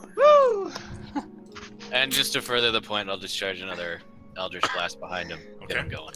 The 2 naked men go running off into the woods, disappearing past the brush, and you shoot a little eldritch blast towards them to motivate them. They run a little faster. That was fucked up, Kalik. That was weird. And now, yeah, a little weird. I get it. But if they make their Yes. way in camp naked, Oh, for sure, they're, they won't be. they're not going to be taken seriously. That's a given. Like, I don't question your. It's just weird. I've never seen it before. That's not something you read in a book. Yeah. Okay. Or It's supposed to be a scarring experience. Embarrassing. yeah, Something yeah. we I'm pretty scarred. don't want to happen again. Just like, I saw 2 more wieners than I wanted to today. They're like face height, like. Like it was there. You don't understand, Just Kalik. dirty, bushy penises. You tall people never understand. Dirty, bushy penises. You know, that seems like a perfect note to go to a 5-10 minute break on, actually. Let's cut away for a second. We'll be back in a few, guys. let that marinate for Yeah. a little bit. Yeah. Bushy, Yeah. dirty penises. Tiz just sits down and rocks back and forth for a little while. Oh no. Oh my god. All I can picture right now is movie Sex Drive. Like Oh my god. naked that's guys running through the movie. cornfield. I can't imagine the Oh. like fucking little like thousands of paper cuts from the Really? Because all I'm picturing right now is Kalik telling us he's gonna lotion his head and then biting his bottom lip as his hand creeps into his pants while we all look on in horror. You guys aren't gonna watch this, are you? Y'all can turn around if you like. I'd be Makes no spinning the difference to me. Oh no. Hand like a dirty Okay, I'm going to the bathroom. Oh, there you are. Oh Oh! Weird to say that. Oh, no. Oh shit. no. I'm gonna heat up some tea. I'll be back. Yeah, Fuck I'm me. gonna fill my water bottle. Jesus. Hey, fuck. Holy fuck.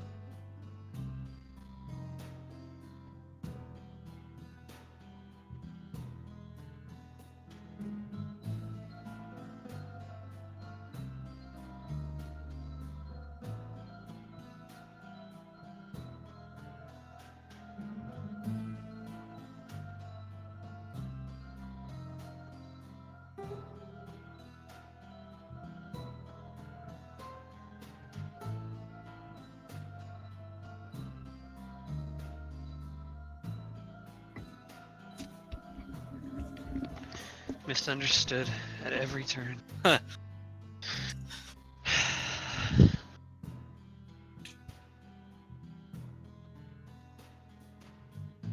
least we're doing stuff.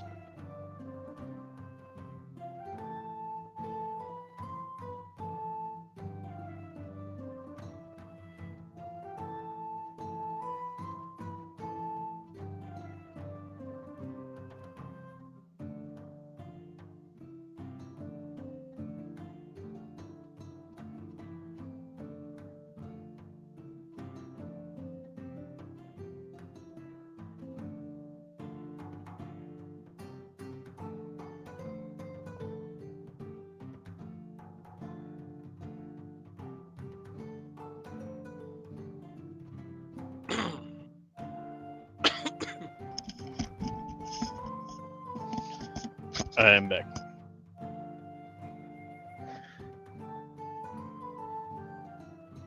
So I love that Storm's aura. You. It's pretty neat. Yeah, fucked up that one dude. He didn't know what was going on.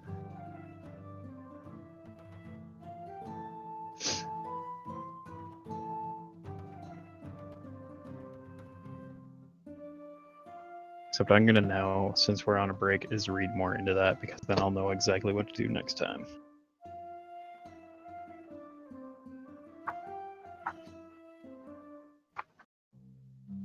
So I think that if we go to making another character,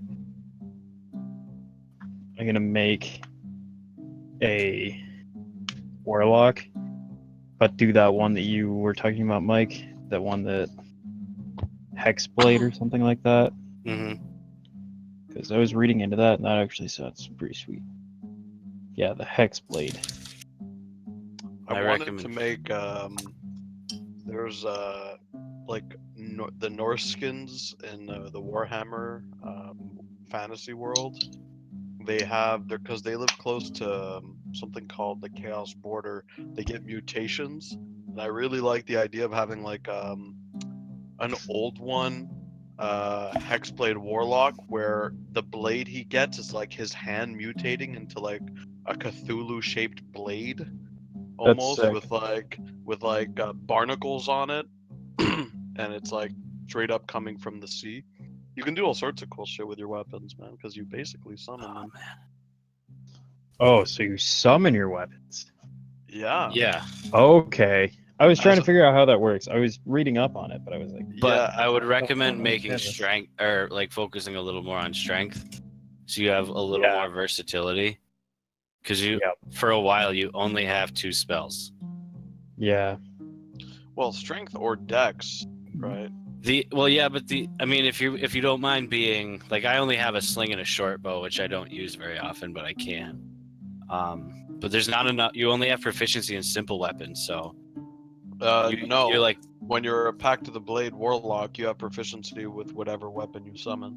is that okay? I misread or misinterpreted And people's. if you bind with a weapon, you gain proficiency with it, but it's part of a ritual.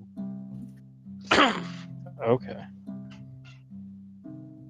Yeah, so as a warlock, you get proficiency with simple weapons. But Yeah. if you become a Pact of the Blade Warlock, you get proficiency in whatever weapon you summon. I think there's some fine print to it, but I can pull it up now.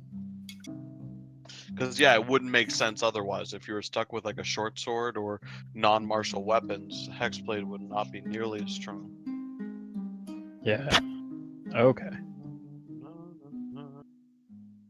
And of course, Illusion's somewhat flexible. Like if you want to flavor a weapon to be something, just if it makes sense. Let's see here. Pact of the Boon.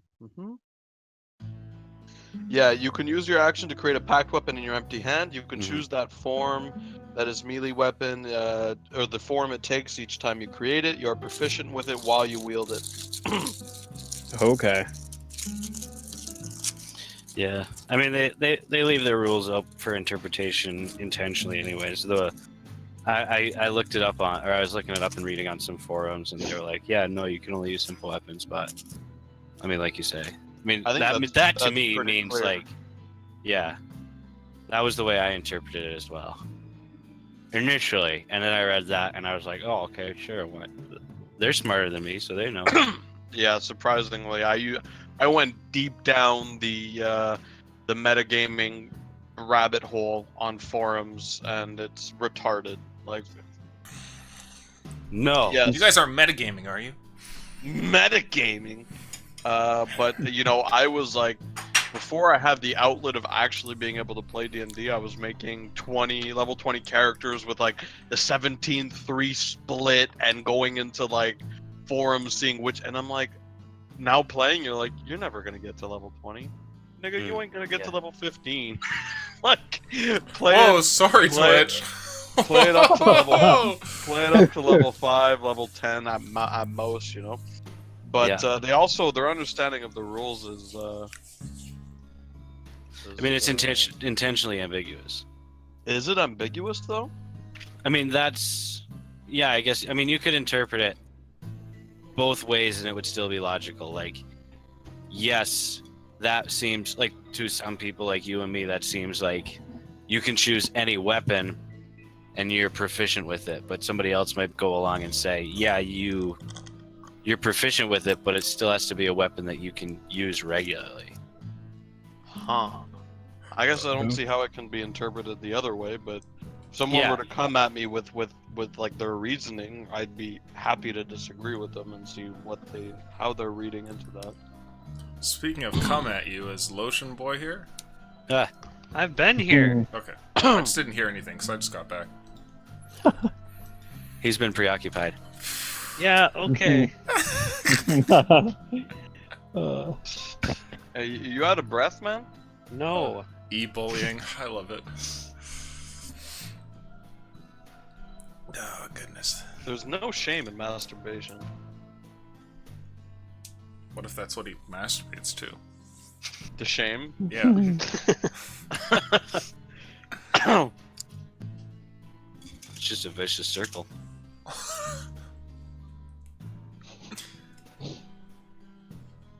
Let's see here. Well, I am ready to go if you guys are. Shall we? I am ready. Mhm. Is Ashley here? Is Ash there? Yeah. I Ashley, guess say not. John Connor. No. John Connor. It looks like we're waiting a minute. That's good. I'll have a sip of my tea.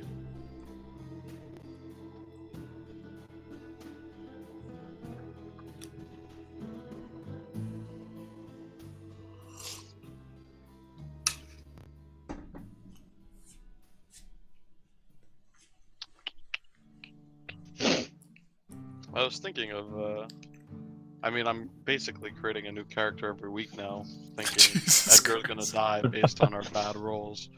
But I was thinking of making, either a zombie or the, I forget what the ghost is Simulacrum? called. Oh, never No, mind. no. Definitely in the undead. Like a revenant or something.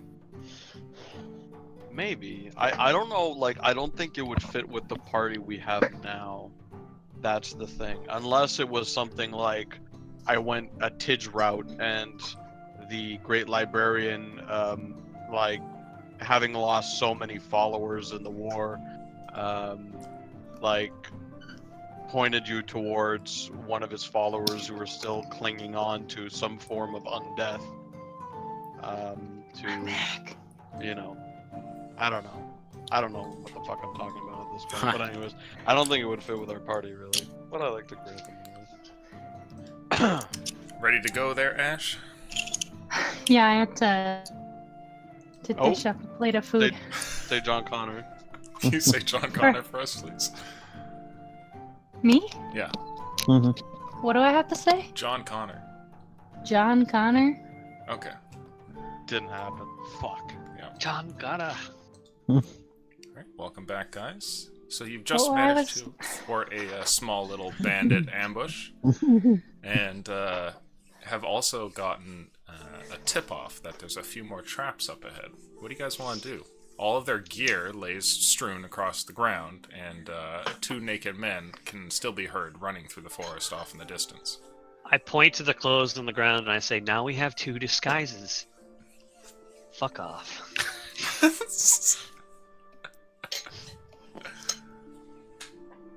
That is 2 disguises. Were you thinking roleplay there, Kalik? I'm just ignoring him at this point.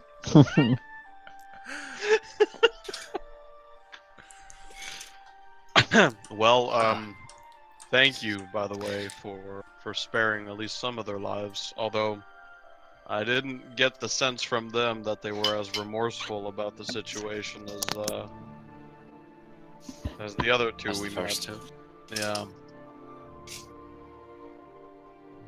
Well, I Gotta doubt say they're that- coming back. This don't whole know. giving people a chance thing is becoming more and more difficult over time. It's not black and white like justice is in general.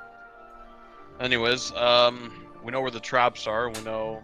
Did they say that they were different or generally along the same vein? They're essentially the same. Well, let's look out for creepy bushes.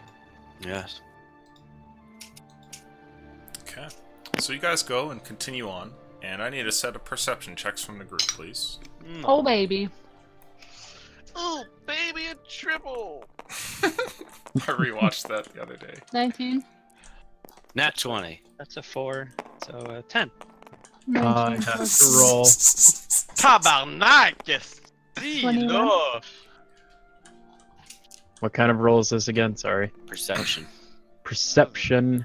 That is a 17. 7 for me. Now, 21. traveling, I got traveling 10 more further than along you. the way, a lot of you guys don't notice the traps, but a few of you, notably Tidge, who had picked it out the first run around, and Arillo as well, you guys are able to spot these things. And whether or not you want to disarm them or leave them be is up to you. But sure enough, you do run into another one where it's like a little disguised bush that has a little mound underneath it. Well, last time one went off, they came to check up on it, so we could set this one off and see if more come and gradually pick off some of the 3 dozen that are part of this group. I like that idea. Mhm. All right. What does the area around us look like? Is it relatively similar? Or... Sure, yeah, we could reuse the map here. All right. Where would roughly the trap be? Let's see here.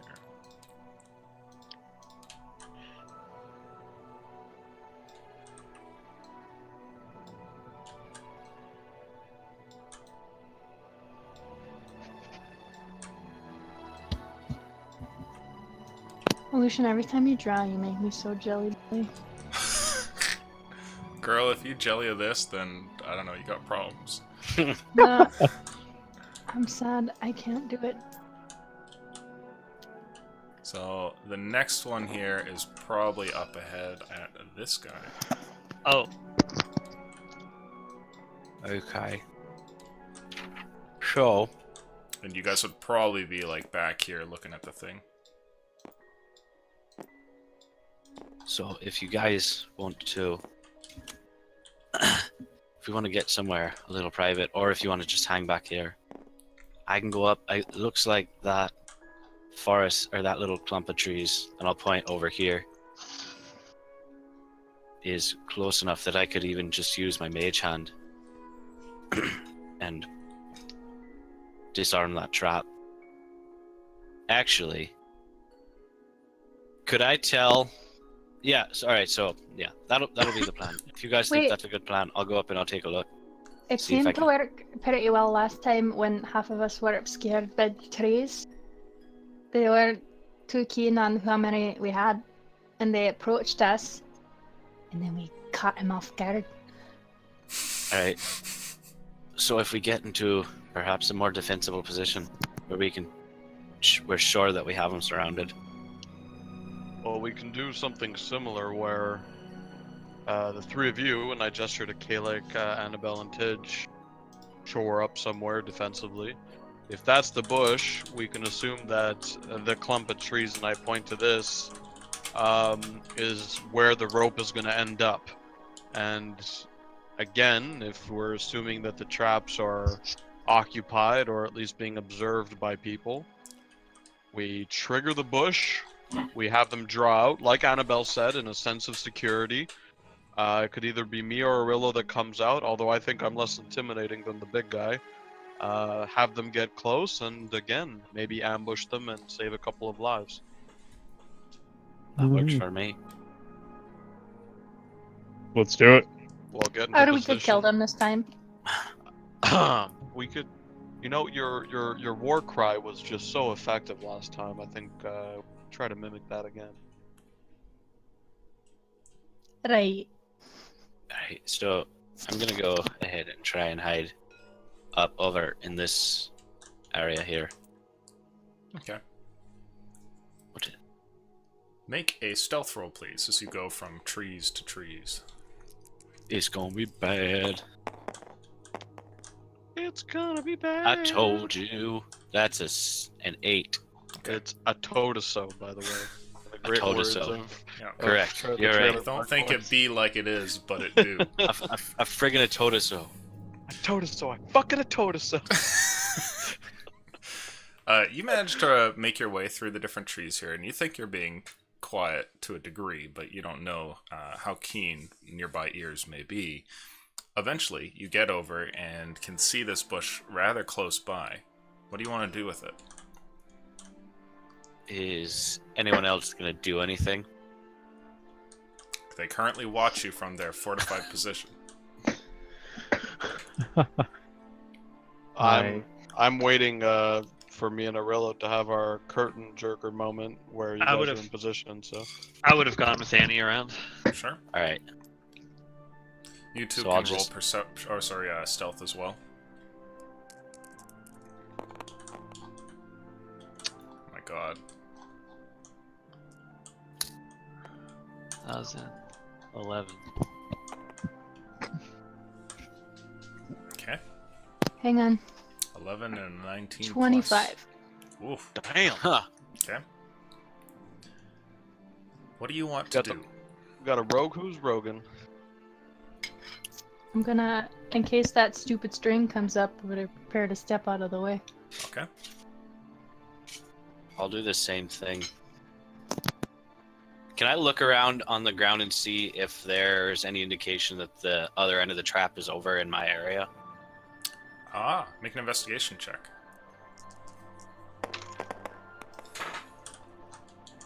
$15. You see where the line is. It's not actually visible.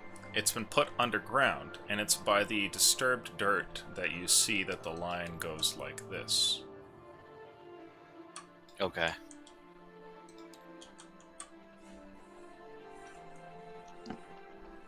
No one's close enough for me to use a message. But if anybody, I'll keep an eye on that.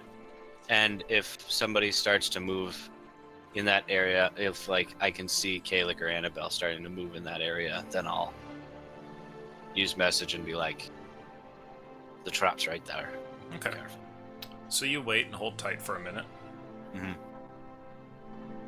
And then I'll wait for Edgar and Arillo. Wait a few minutes. As soon as I stop seeing movement in the bushes, I'll start moving up, and I'll Okay. give Aurelio the signal again. Sure. Alright. I'll start moving up as well. Once I get to about here, I'll look to Aurelio and tell him to get into the bush, or maybe just nod towards the bush, and I'll try to see if I can spot Tidge, and give him the nod to use the mage hand. I'd say, given that you know where he went to, you'll probably be able to find him. Okay. As soon as he does that, I will cast it and try and pick up the bush. Okay. It's a little bit tricky. You don't fully manage it, but you do manage to wiggle the thing enough that the trap is set, and suddenly a lasso goes running from here all the way along the way as like it gets pulled out of the ground. And once again, it is quite noisy, and eventually ends up over here at one of these trees. Then I'll just be scanning. Excuse me, scanning for any sort of movement anywhere. I'll plant my sword point end down into the ground, and I'll kind of sit or take a. I'll go down to my knees and just pretend like I'm kind of Zen praying right now. Sure. Over the next little while, nobody seems to come around, and nobody hears anything other than the sounds of nearby forest creatures.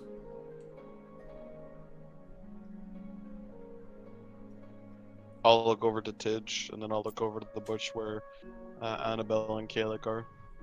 I'll just kind of shrug and come on out. Okay. Don't think anyone was watching that trap.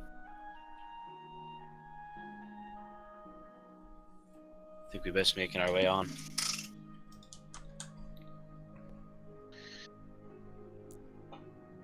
I'll kind of wave in the direction of Annie and Kayla and be like, "Come on." Yeah. In a Oh, we'll come beckoning out. sort of motion. Rejoin you. All right. Say we keep going. Don't think there's anything else or anyone watching Yeah. that trap. Although, careful. We're running For across sure. the real bandits soon. They might have an actual head on their shoulders.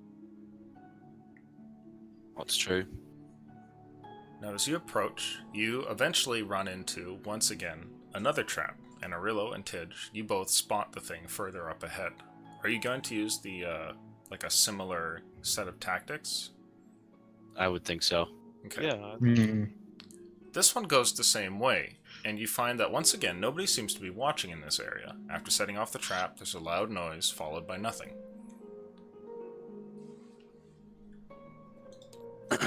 Well,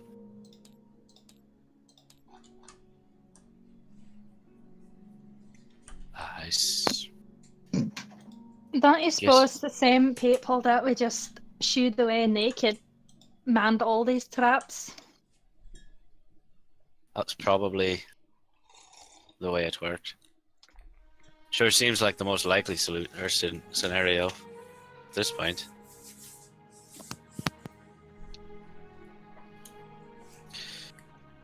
How would I know roughly or have any sort of idea how close we are at this point?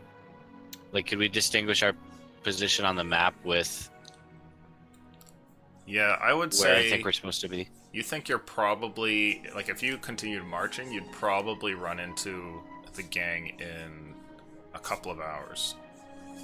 Okay. Like by early evening. I'm based on the coordinates that I've got from the book I read. We're like right there. Like, we've got maybe a couple more hours on foot, and we'll be in the thick of it. So if Okay. we're good to do this, then let's hit in. I'm ready. Wanna take I'll my go ahead and ritual cast the guiding hand and use the mine as a reference. Okay. With that, the group continues, and you guys go to make your way over towards this supposedly abandoned mine where the group has been. Make a set of perception checks, please, as you guys emerge from the forest. I was about to roll my token. That's how out of it. Oh, a 3! Oh, great! Not 20. I Nat got 20. 12. Nat 2. 12. 26. So, Edgar and Kalik, both of you guys notice that as you're coming out of the forest here, off in the distance, there is what looks to be like an abandoned mine that's kind of left there out in the field. It seems to be built into a large hill of some kind, and in that vicinity, next to this this large hill, you see what look like old buildings that have kind of been left derelict and everything. And sure enough, they face towards you, towards the forest, instead of the other direction, which would be facing towards where the road would be if your map is correct. Now, the layout is kind of interesting. There's a couple of shacks and a large mine shaft, which seems to go into the actual hill itself, and it looks like a very sort of dark hallway. And you can see what must be a few people wandering around. As it starts to get a little bit darker, there's clearly campfires out, and there must be people out in the outskirts.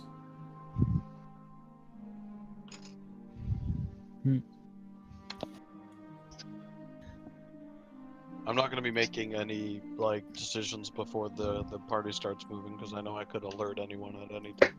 Sure.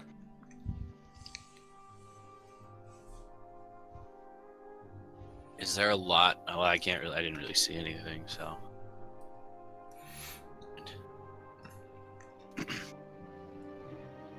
So, I don't think going in guns blazing is the best idea. But Okay. Sorry, keep going. I'll interject when you're done. But I also don't think it's gonna be too long before somebody comes this way and discovers the interlopers. Right. So, Kalik said something about having disguises, and I'll point to whoever has picked up. Who picked that up anyway, or did we just leave it laying there? I would have picked them up. And I'll point to the clothes. And then, so what are you thinking that somebody go in and infiltrate their camp, or what are you thinking? Well, if we can get closer without drawing suspicion, at least puts us a few steps closer. I think you, Annabelle, and Tidge would probably be the best equipped to do that. Not so sure that their outfits would fit me. And he's gonna giggle a little bit. And Well, I could make myself invisible, and that would help a bit, and tag along. But if I do that, then I'll be tapped for the day. well, we could rest here for a bit. I don't know if that'll help you regain some of your energy back, but It would. if we take a rest, I mean, we can just look in and see what's going on. I do think that Annabelle can disarm them with her charm, and her character maybe fits in better with these folk than, let's say, me or Kalik. So we could send her in. You follow suit just to make sure she has her back, or you have her back, and you can either just recon it, or if things go haywire, we can get in there very quickly. Are we exploring the mine, or just this entry location? This little encampment. What would you like to do? I Well- think if we at least take a look at the camp and see what's there. There's a lot more escape routes than if we try and sneak past and sneak in. Then we're sandwiched. And Problem is with kinda using toast. Annie, we did let one escape, and he clearly saw all of us. So if he's there, he would recognize her. I don't know, I went down pretty quickly. Can you disguise yourself at all? Mm, Can't exactly hide horns there, Tidge. True, but a bit more difficult for us.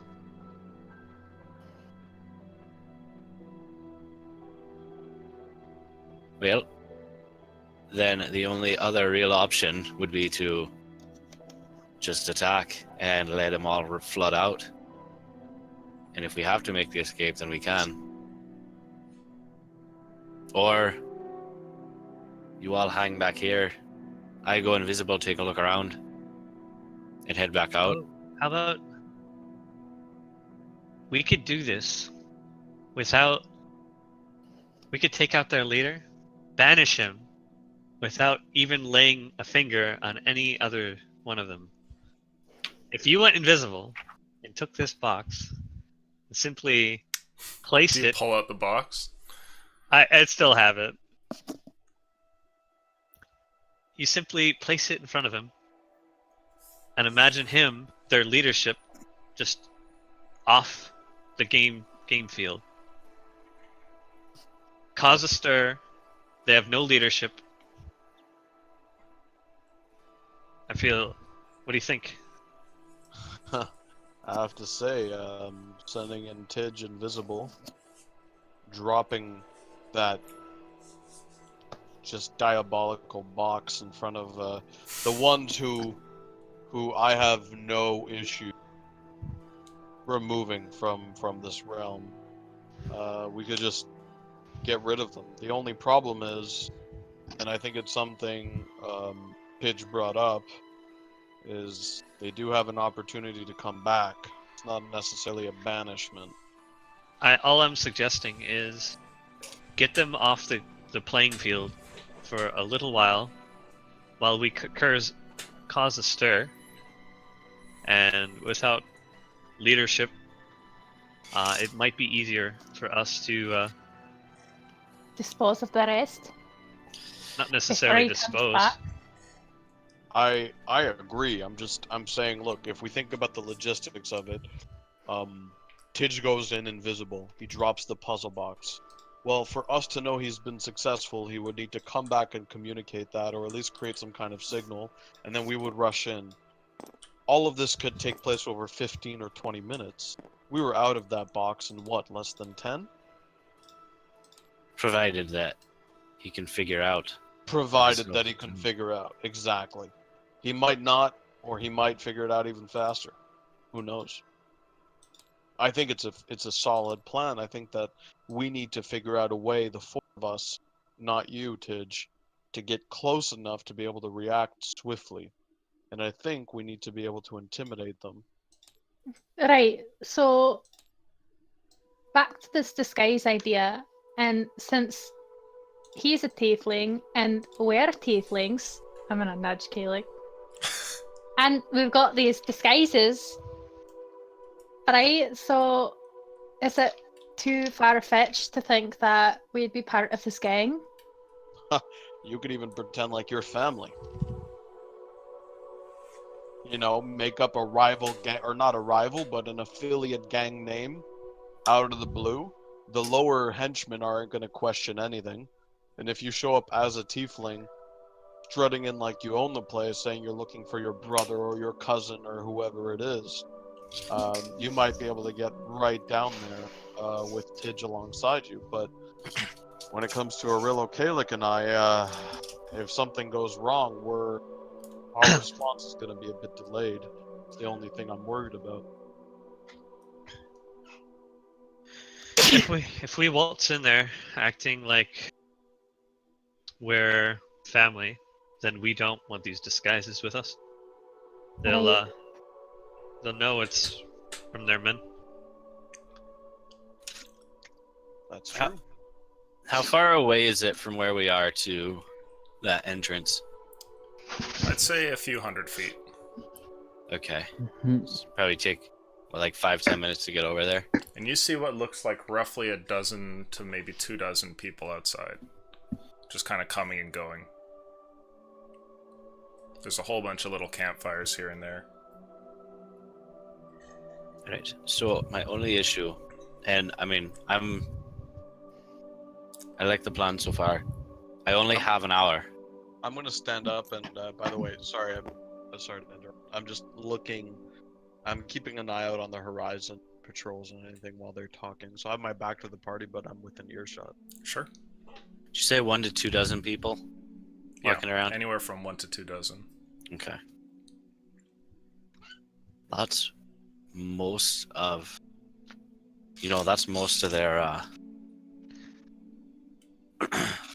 of their gang. If we could find some way to make some sort of diversion to get them off and out over somewhere else, perhaps by that like that stretch of woods, then we'd have less to deal with I was about for a to time being. suggest the same thing. Perhaps create sort of a diversion to get part of them. Is that what you're saying? I mean, we'll get at least a few, I would think. You know, I can imbue myself with the word of Metri. I can be quite persuasive when I want to be. It's a gift he's given me to avoid conflict when possible. I can try. I mean, it's not a guarantee, but he does empower my ability to speak in a way that I'm less likely to fail, let's say. So if I start hitting the patrols in the outskirts, one at a time, we can ambush them, take them quietly, persuade them to leave. That could be an option.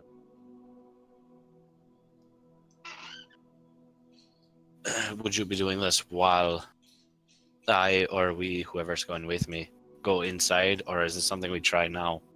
That's a good question. What do you think is safest? Well, I think that if I'm going inside, I'd be a lot more comfortable if I could cast invisibility twice. Okay. That would give me 2 solid hours, and I can do that if I take a short rest. The issue there is that we're sitting ducks here for an hour or so. We don't all have to be right. So True. let me just propose something here. Maybe try to weave together all of these ideas. Annabelle, Kalik, and I hit the outskirts as far away as we can, wherever the patrols are, 1, 2, maybe 3 at a time. We try to ambush them, talk them out, not necessarily intimidate, but persuade, give them a reason to leave, tell them that, you know, we're the Reavers that took out the ambush at the crossroads or something. Word must have spread. You're taking your short rest in the meantime. Arillo can be on standby with you just in case, or come with us.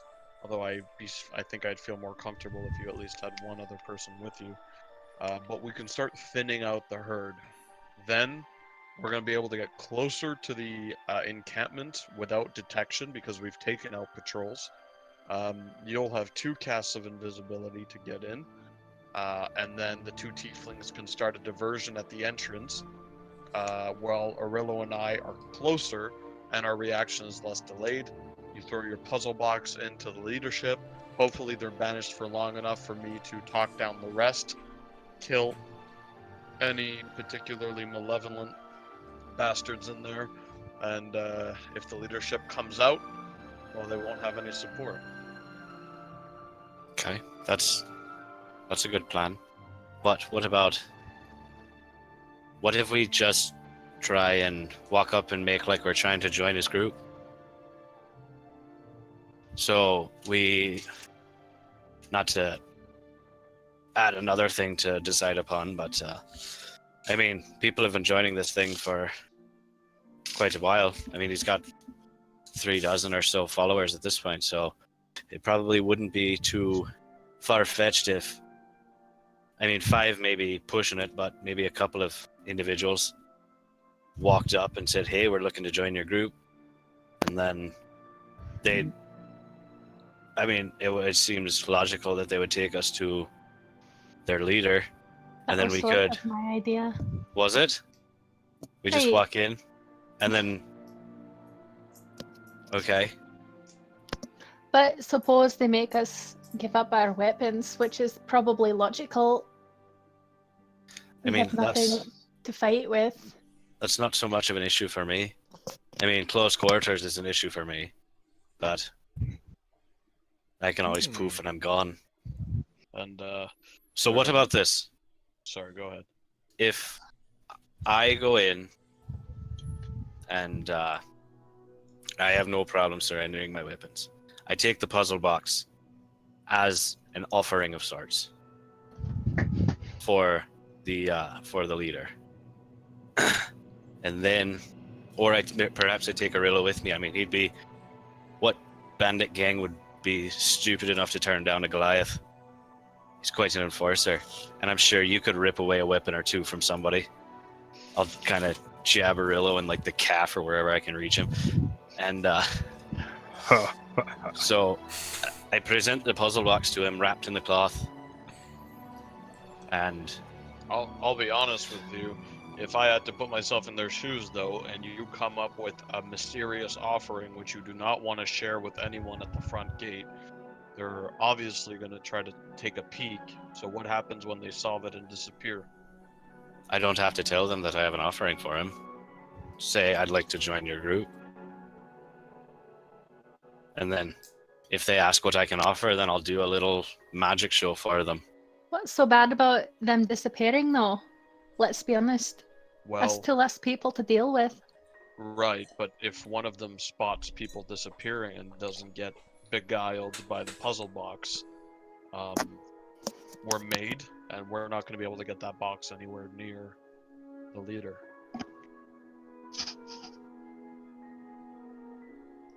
Hmm. Again, I'm just I'm just a very loud, very obvious person in this plan, and if anything, I'm going to be a mouth and the sword. So, whatever you guys want. I love that you guys are all on with us trying to resolve this with as little bloodshed as possible. So, whatever you guys think is best. Tidge, you've done this kind of thing before. Well, So to a degree. I'll defer to your judgment.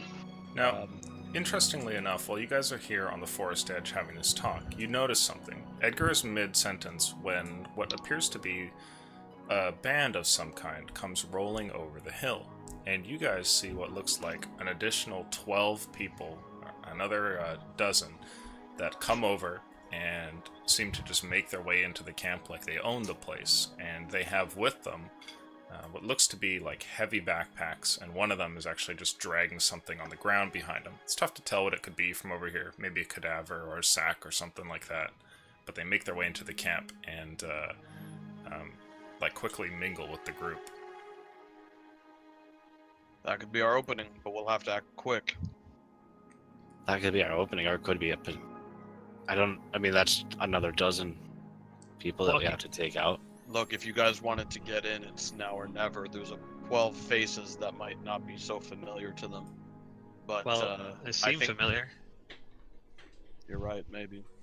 I feel like I think the longer we wait, there might be opportunity, or it might get worse for us. So well, it just got worse. I feel like walking in and relying on talking. There's too many variables. We can't predict how things will turn out. well, let's make a decision. Honestly, I think that our best bet is going to be to just a full frontal assault right here in the open, where there's plenty of routes to escape. Their leader's bound to come out if we take enough with them. And There goes my appreciation for plans without bloodshed. I mean,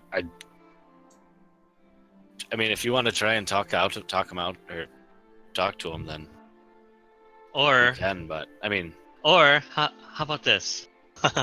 Yeah, Edgar, you're not gonna like this. So, when we messed with this box, we disappeared for a time. Let's say the four of us, and I point to me, Edgar, Arillo, and Annie.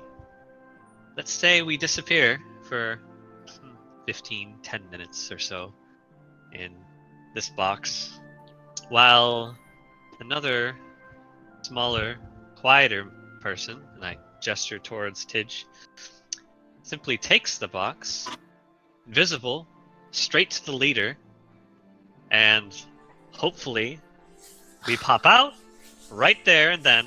You can do your talking while we have him surrounded and catch him off guard. Right, but who's to say the same thing would be waiting for us on the other side of the box? You wanted an option with the least bloodshed?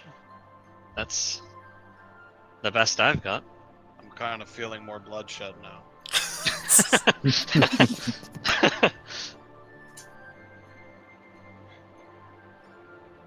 I kind of like that idea. I mean, provided that is what. What if we test it first? You guys go into the box while I hang. Perhaps we go back a little ways. Get away. I don't think And, we have time to test it. All right, then it's up to you. I'm a lot more in favor of trying something like that than trying to take on 36 people as a gang of 5. We fought how many of them? 6, 7, 8 back at the crossroads, and we were in rough shape. We were. I don't think we can take on 36 without. I don't know. I don't think fighting's our way, the best way around this, but I don't know how we would talk him out of a profitable business. Personally, I don't know how we would talk him out of it. Here's a sort of a dangerous option. Never mind, that's probably real bad. I'll be quiet now. Well, now you have to tell us. Yes. No, thank you. I don't feel very comfortable doing it anyway. Is it another boat idea? Like what you tried to do earlier? Right along those lines, yeah. Okay. Yeah, I can understand your discomfort. I don't think That's a lot of people. I don't think they're gonna. Oh. It's not all of them, just that. Oh, just their see, leader. there are certain parts of the world that I don't have a ton of experience with. And that just so happens to be one of them. Did Annabelle just offer to sleep with all of them? No, Tage offered me to sleep with all of them. I kind of tense up. I was talking about seducing the captain, but it's okay. I don't feel comfortable doing it because, you know, I'm not So you very guys good are at here it. for work. Oh, not this again. Alright. Look, here's another plan. Let's just keep adding them to the pile. Annabelle and I go in. I turn on charm. She has some already. We say that we'd like to join. And, as a measure of security, say that we have a large part of our group, let's say 8 to 10 men, out in the woods with a few nobles that we happen to catch. Tell them, look, we're looking to join. You guys can be boss, and we'd like to show an offering as a way to get in and prove our loyalty. Could be a decent way to either draw the captain out or at least get it in general. I can rub some dirt on my face, you know, mess up my hair. And now that I don't have my armor, my house armor, and I don't have so many symbols of Metri, I could just seem like a ex-military or sellsword.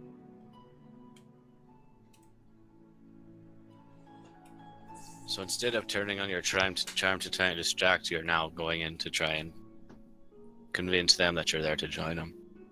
Sure. I think that something like that is our best option. I think trying to convince them that we want to join up rather than trying to take them out. The issue then becomes, how do we get the leader out? Unless we try and trap him in the box. Well, it's got to be something particularly tasty for him. And I think bringing the box would be definitely a good idea. I see what you're saying. So you're trying to lure him out and into the woods. Sure, and worst case scenario, we head out without him, with a small retinue of people that need to confirm this, right? Mm-hmm. Or he sends a bunch of people out to confirm it, and he forces us to stay disarmed. Either way, we're splitting up the group.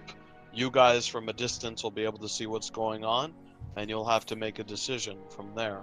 But I think if we offer something interesting enough, for example, what about the dwarves? What if we say that there were dwarves carrying Those sovereign stones. sovereign stones? That's not a bad idea. And That's- then the other ones That's could a be... massive payday. And we have some evidence to back it up. We have, I don't recall it now, but the name of the ship captain, the direction we came in. We have all sorts of things going on. All we have to do is say that they're planning a shipment to Vossonix, which is a place I think where Sovereign Stones would probably find buyers fairly quickly, and tell them that they're on their way. We know the time of their arrival. We know exactly when they're going to be there, and we just need a few extra hands. If that doesn't draw people out, I don't know what will.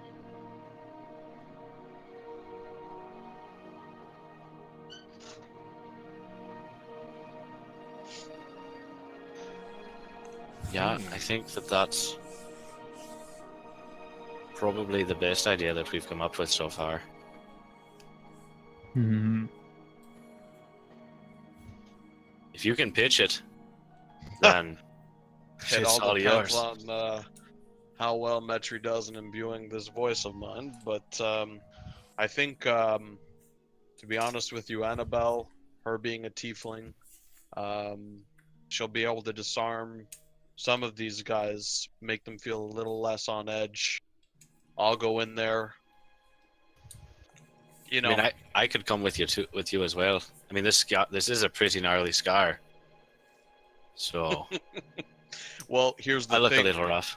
If they send out 8 people out, we need, because Annabelle and I aren't going to be fighting in there, right? So the reason why I'm suggesting only her and I go in there is because if they send a small party out, you guys can eliminate them and close in. If it's too big, you avoid them and move in. Mm-hmm. No offense, Edgar. I like your angle, but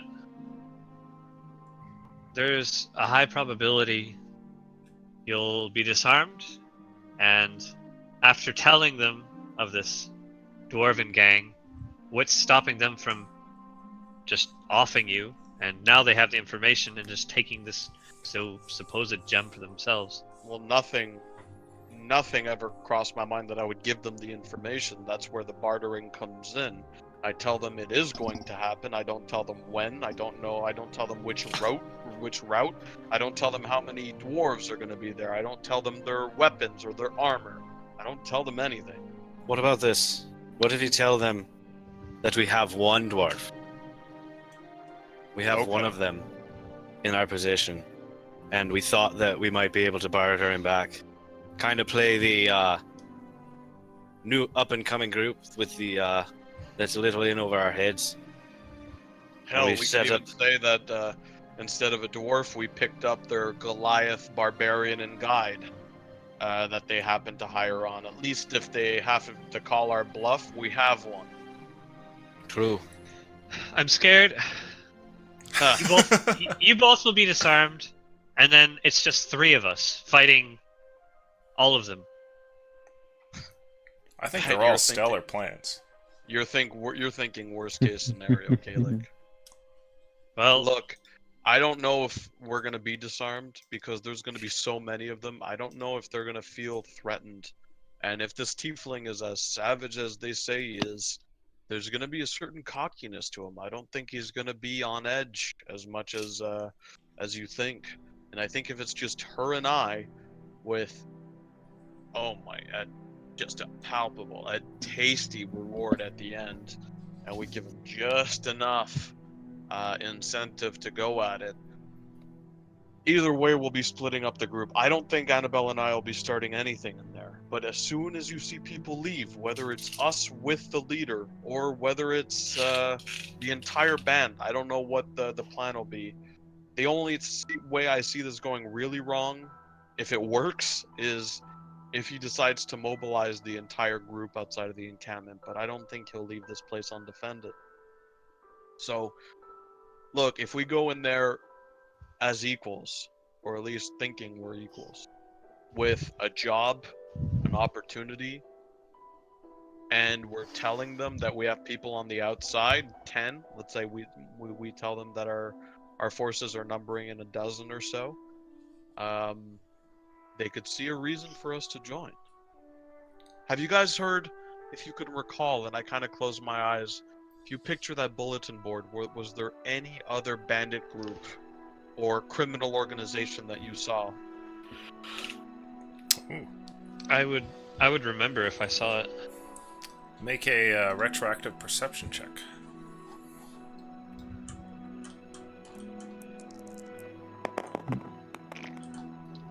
Oh my That's god. what- Yes. Yes, you have all the details of the board, and you can actually think of a couple of different gang names. None of them had the same emphasis as the Jackknife Gang, but you're familiar with some other ones. Alright, well, there are several you could use. Well, there you go. Suddenly we have a name. 2 of us. I can talk. I'm I can carry myself well. And I know what I'm talking about when it comes to war. We have Annabelle. She plays off the other aspect of criminal organizations, which is the guile and the thievery.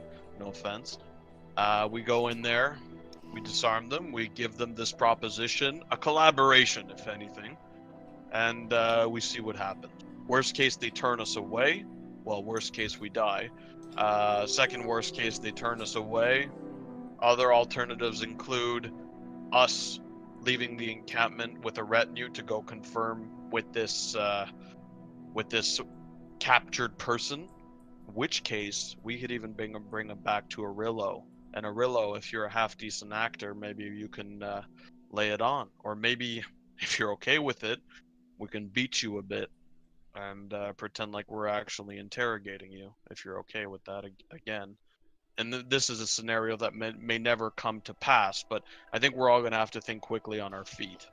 So, like I said, if it goes well, two things will happen. We'll either leave with them or stay in there and they'll send someone on their way on their own.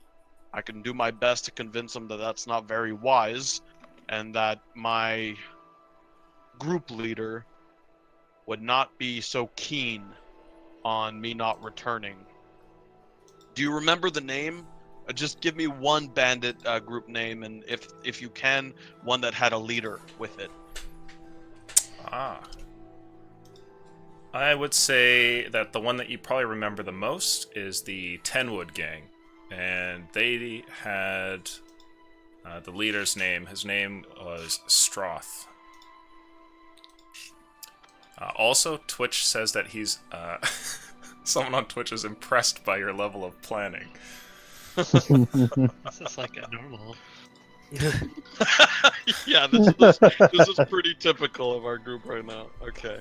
All right. So we have Tenwood, we have Stroth. Do you remember any details about? They must have had a bounty, right? A description of Stroth, in case I'm asked. Oh. Let's see. I'm gonna roll luck to see if they had his description. Not bad. They had a couple of bits. Stroth is apparently a half elf, and was said to have long blonde hair tied back in a ponytail.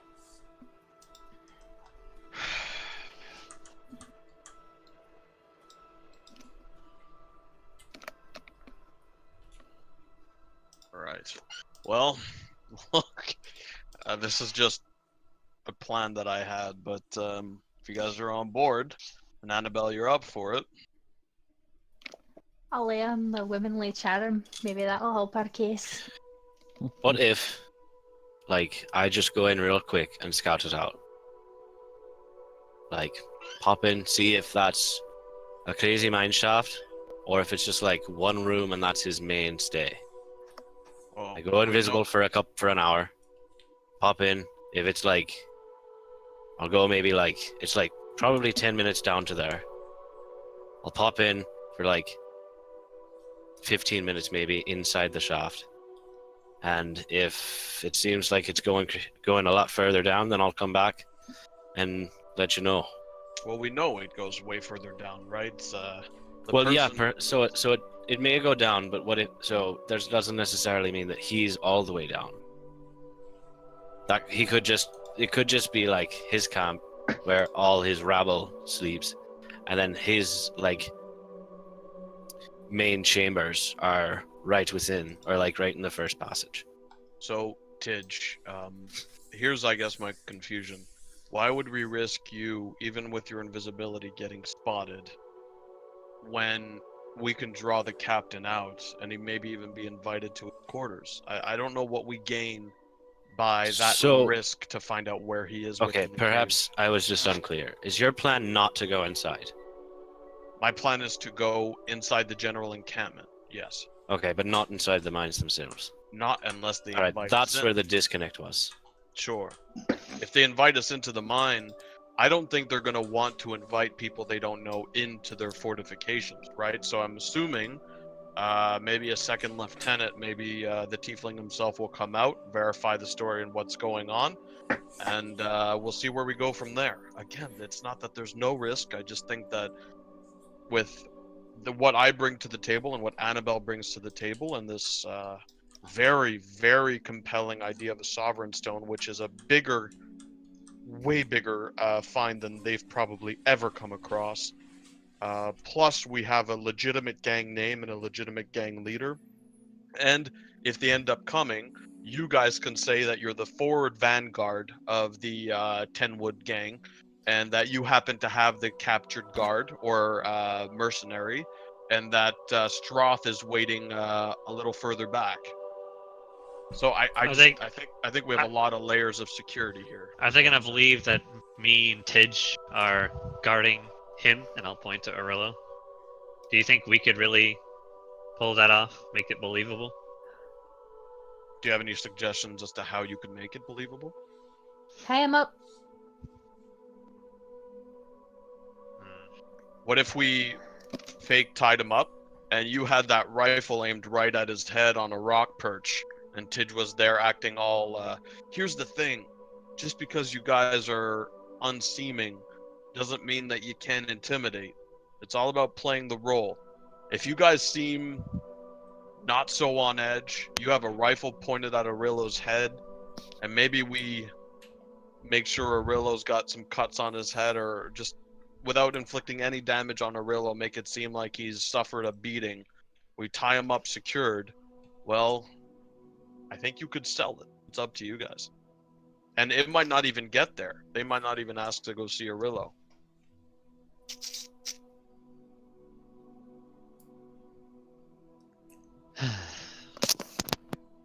What about more? No, I Just tell me what to do and I'll do it. Oh my god. Sorry, go ahead. I just don't love the plan so far. Like, I think I like the idea of walking in and trying to convince him to come out. Okay. I think I don't know, I may be way off base here, but what if instead of being a portion of a gang that they may or may not have interacted with, that they may have no allegiance with or an utter hatred for, what if it's more of a mutiny situation where what's his butt wants us to had us abduct this Goliath, and we're like, this is totally stupid, and you're like, yo, you've got a real good thing going on over here, and we want to sign up, and we'll offer you this Goliath here because you could probably handle him. You know what I'm saying? So it's like we've lost faith in the Tenwood gang. Because they're essentially a bunch of pussies, is that what you're saying? Maybe not so much that, but they have a little higher ambitions than they do capabilities. Here's, if we're just chatting here, my only reservation with that is if it's a mutiny situation and they think instead of 10 of us plus Stroth in the background is waiting, they find out it's me, Annabelle, 2 people, and someone we abducted. We're opening ourselves up to, let's say, an unsavory outcome. It's that lingering threat of a rivalry, which they do not want to run into. I think that's what's going to protect us the most. That and the information on this lead. If we tell them that it's a mutiny situation, I get it. They might not like the Tenwood gang, but everyone likes money. And I have a feeling and I have a feeling that they're gonna swallow any distrust or hatred, if they even have any, and go ahead with this proposal. And if they know Stroth very well, we tell them, hey, Stroth sent us in because we're expendable, we're new to the gang, and we wanted to send you guys his way to come up with an agreement of sorts. Again, it's not perfect, but we ruled out the frontal assault. The puzzle block situation, while great, We can't get smuggled in because there's no concept of time for us, and we don't know what the hell is coming down the hallway. And if it takes the girl away who essentially took us out of the puzzle box, we might be stuck in there forever. We also don't know if the puzzle box will be different next time around, like Annabelle said. So that's ruled out. Next, we can recce the situation on the inside with your invisibility, but it's not guaranteed. And if things go wrong, it's not just us going in peacefully. You'll be an intruder and very quickly killed. So I think we're starting to weed out certain plans, and I think we're left with something where we just have to bamboozle the shit out of them. Okay. Kalik, do you remember from that posting what Stroth's typical crimes are? It appears that Stroth's gang, the Lone Woods, the Ten Woods, are wanted for multiple counts of murder and highwayman crimes, like just robbery on the streets. So kidnapping's not really that far-fetched. And again, I'm not even going to mention that we have the Goliath if I don't have to. If they bite the bait right away, then we have the Goliath on our side. I'd rather not put Arillo in a situation who hasn't even spoken up yet about possibly being a kidnappee, so to speak. So if I don't have to go there, I won't. But I'm saying worst case scenario, if they ask us for what kind of leverage or how we know this, besides taking a ship with the dwarves, we could also mention that we captured one of their guards. I'd like to amend your plan. Go for it. We have no way of knowing how things are going to turn out for you while we're waiting. I suggest Tidge goes in with you, but invisible. He's able to hear out the conversation, see how it plays out. He can cast message and communicate with you, things you need to tell us. And once that plays out, however it does, he's able to return to Arillo and me and fill us in. Sure. Otherwise, we have no context for what's happening if they come out to the woods, if on friendly terms or not so friendly. Okay. We're going on nothing. I like your plan so far. I mean, and this is just a minor suggestion for potential stories, but perhaps instead of kidnapping the Goliath, we were able to bribe him or coax him into betraying the dwarves. You see, I like that a lot better, because if we were to capture them, it just crossed my mind.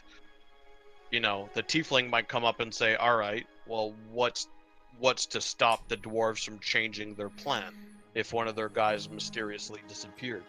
Whereas if the Goliath simply says, I have some errands to run, and comes up and, you know, provides us these details in exchange for a small finder's fee, well, I think that's a very good plan, and it keeps Arillo on our side and armed.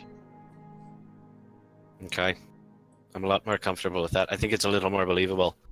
Plus, if we're just sitting back here, or even if it's just Kalik and Arillo back here, it's a bit more believable that one person here is standing guard on somebody who's a willing accomplice rather than Now you guys notice that while you're here, the sun begins to set off in the distance.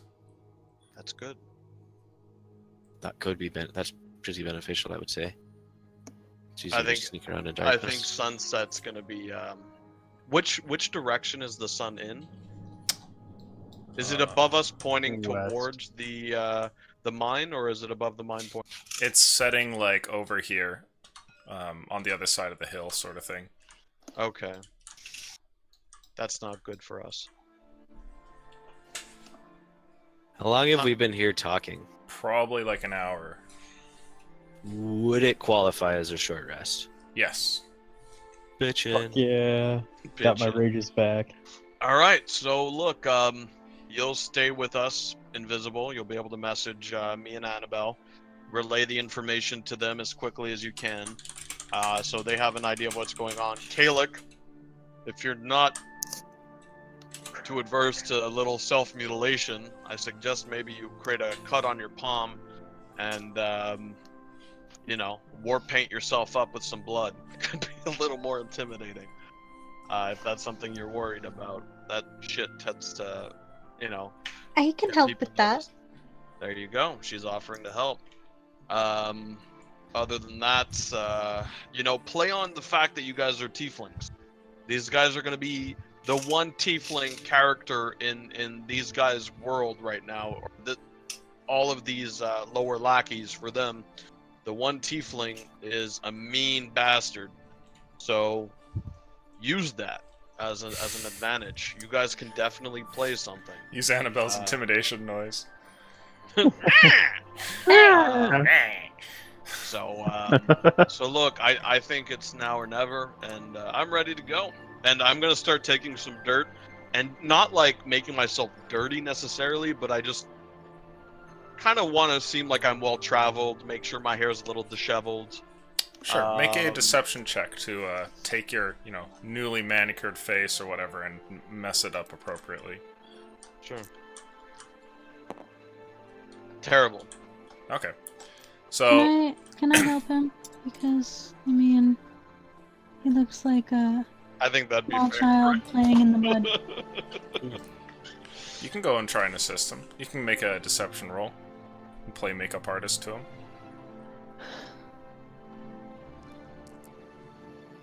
Man, I wish this would fit. Do I get advantage? Because that tattoo business solution. No. Come on. Man. What am I rolling again? Deception. Deception. Oh my god, I can't read. +3, so 10. Okay. So you go and muddle up Edgar a little bit there and help him with the dirt on his face and make it look a little bit more subtle so he looks a bit more like a woodsman and not a kid that's been rolling around in the dirt. Well, I guess that'll do. Although I don't have to pretend like I'm a dirty forest dweller. I'm sure they can appreciate someone in some nicely donned armor. Shows that we're successful, and as a bandit group, we're not necessarily on hard times. So, you guys ready? Kalik, was there an insignia of the Tenwood gang illustrated on that advertisement? Ah, Kalik, you know that there was not. Balls. Nope. Sorry. That's right. They probably don't have. They're probably not so much of a organized group that they would have something like that. All right. Well, I want you to know I'm not very comfortable with this plan, but I trust you all. So. your discomfort is noted, Kalik. And if we don't see you on the other side, burn that puzzle box for me. I'll make sure your dead corpse rests in there. Well, that's just rude. And I'll kind of dust off my Don't die. my You'll be knees and go look at Annabelle. You ready? I'm ready. As I'll ever be, I suppose. And as we're walking, I'm gonna ask her. So, Annabelle. Before they go, I'm gonna hug her. Oh, Somebody Okay, farts I'll do loudly.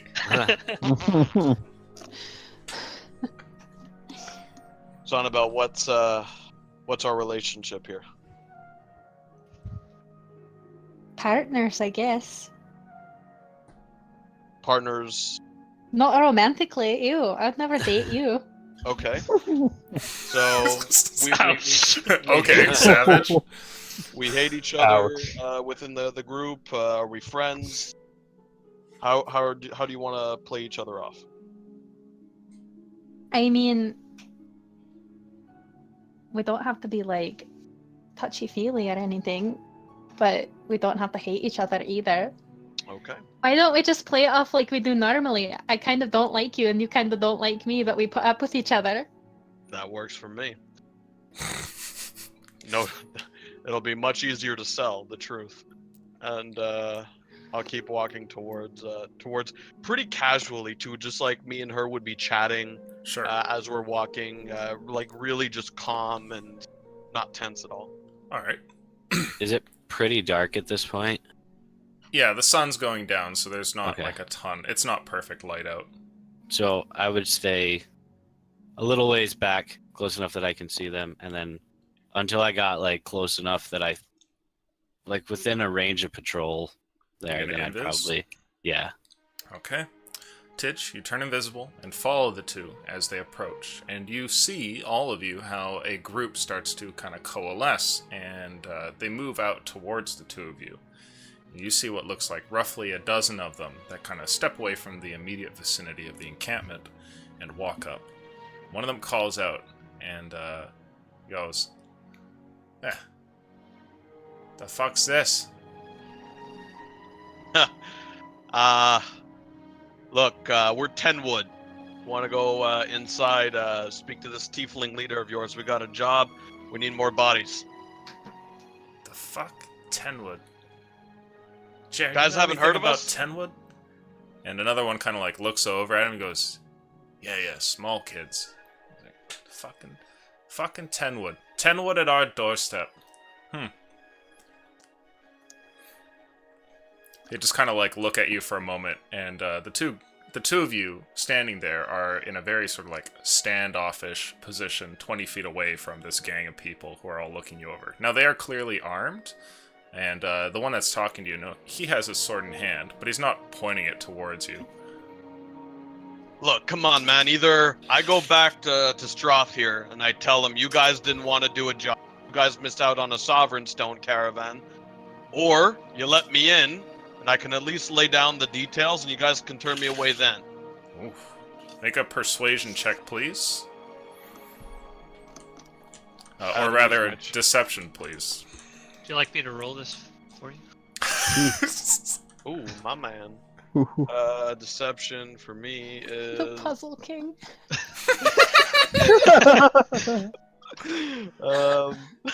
What? Where does it say the Puzzle King? The green dice. 19. What the fuck? 19. 19. Okay. I'm gonna roll to see if they pick up on this. Don't fuck me. They kind of look at each other, and you can hear they murmur for a second, and a few of them group huddle, and gradually somebody kind of whispers to this guy, who's, the one holding the sword. He goes, Stroth. Fuck. You say Sovereign Stone? More than one. How the fuck did small fry like you come up with something like that? Oh, we don't have it yet. That's where you guys come in. We're the brain, and I point to my head. You guys are the brawn. I kind of fold my arms across my chest, looking forward. Make an intimidation check, please. Now, Annabelle, I'm sure they have the brawn. You guys have the brawn, right? Okay, hang on. Intimidation. Where was this? 11. Okay. I'm not very intimidated. You can see what looks like caution amongst some of the group, and at least 3 or 4 of them look like they're not buying this at all. But a lot of others seem to be kind of excited by this plan, and the leader seems to be among them. And he calls out and he says,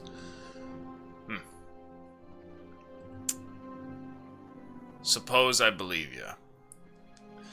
Wait, is this the leader of the gang? No, like the leader of this little group. Alright. The sword dude, alright. Yeah. Okay, we got this. Suppose I believe ya. Okay, suppose you believe me. What we do is we take you back into the woods where we have another 2 guys. Droth sent 5 of us here just to, disarm your very obvious traps and send some of your, let's just say, less confident sentries running in a bit of fear. But they'll come back. Don't worry, we left them unharmed. The fuck did you do with them? I think didn't we strip one of them down, Annabelle? I think you did. I think it was two. And I'll laugh out at Annabelle. Got her right, something like that. So again, no offense here. Again, they're fine, but suppose you believe us. Us five will meet up just on that ridge up there as neutral ground between you guys and Stroth. I'll go over the very basic details. I don't want to give you guys too much. Not until we have something set in stone. And... Alright, fine. Fucking Alright. wait here. I'm gonna see if the boss wants any of it. Because at this Alright. point... It's the easiest way to get me to shut up is to bring him out here. I would have loved to add that when we were talking about two, like them running away naked, just the tiny, make it like the tiny. The tiny hand penis. gesture. The tiny penis hand. Yeah. While they were chatting, could I have tried to like find the least noticeable path and make my way over towards the entrance? Make a stealth check with advantage, please. Oh, roll good, please. With our roll, sometimes it doesn't work. And by sometimes, I mean about most of the time. Oh! Oh my God, look at that! Natural 20. The dice gods have awoken! Okay. Praise be the dice gods! So that's a 22. Completely silent, nary a footstep planted in the dirt, nor a sound. You move off, an invisible specter, and you kind of go around the camp, in between the buildings here and there, whatever seems best, and actually find yourself near some of the campfires, very close towards this entrance. And you also see what looks to be this one that was talking to your two friends, who's like going up to there and starts walking into the area, like down into the mine shaft. What's it? Is the shaft? I'll kind of just peer in. Is it lit? You can see what looks like lights very far down, but for most of it, it's just dark. And it must be like 100 or 200 feet down before any of the first lights. And when I say down, I don't mean like a straight down. It's like a mild decline, like maybe like just kind 10 degrees sort of thing. Sure.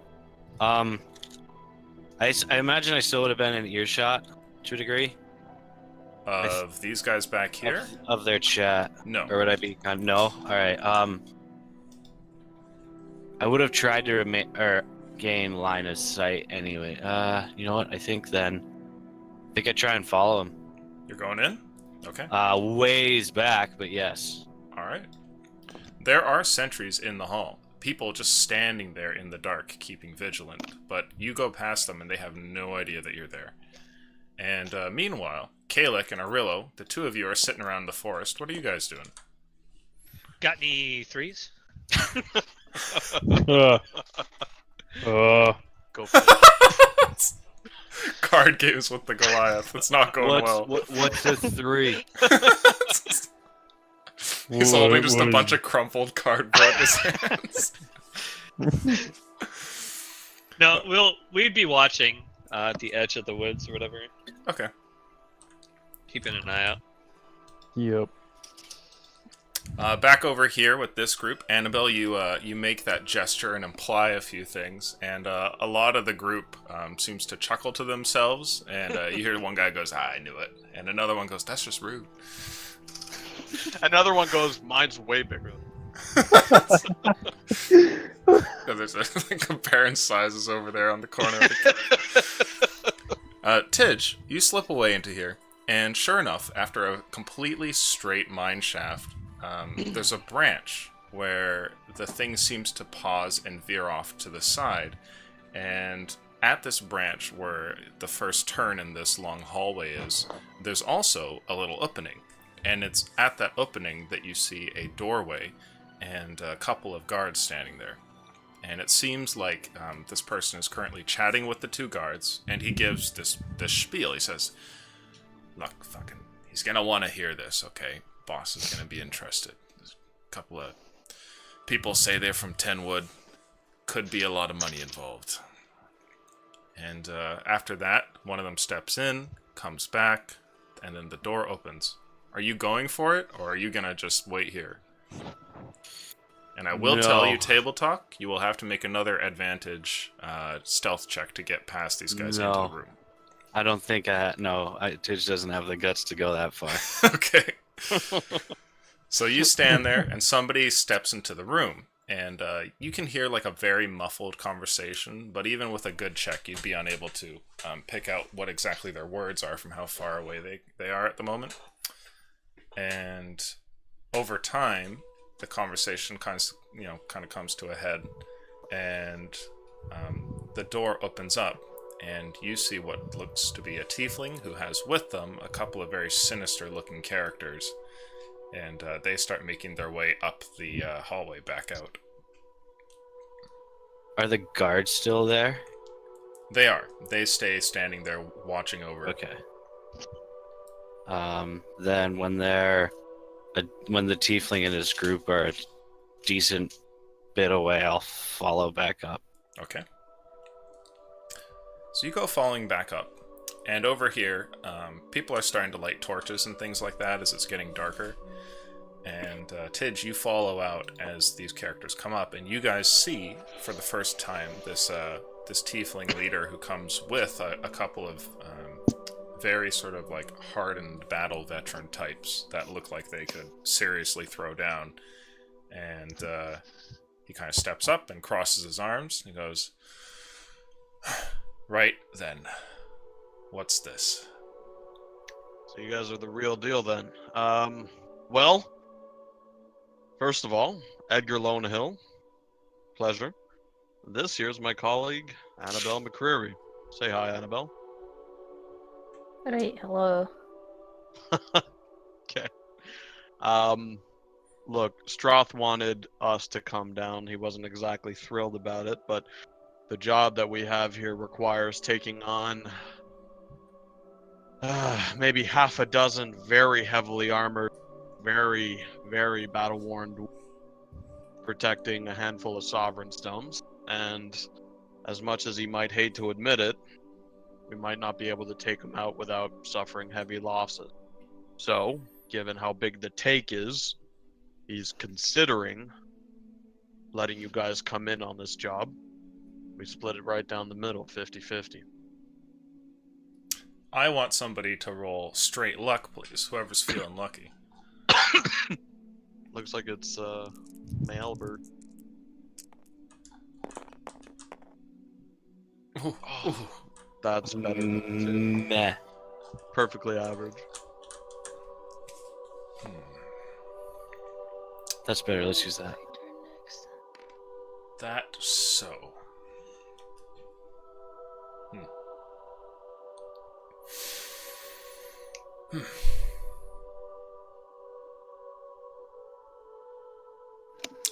He turns to you, Edgar, and he asks you how you got here.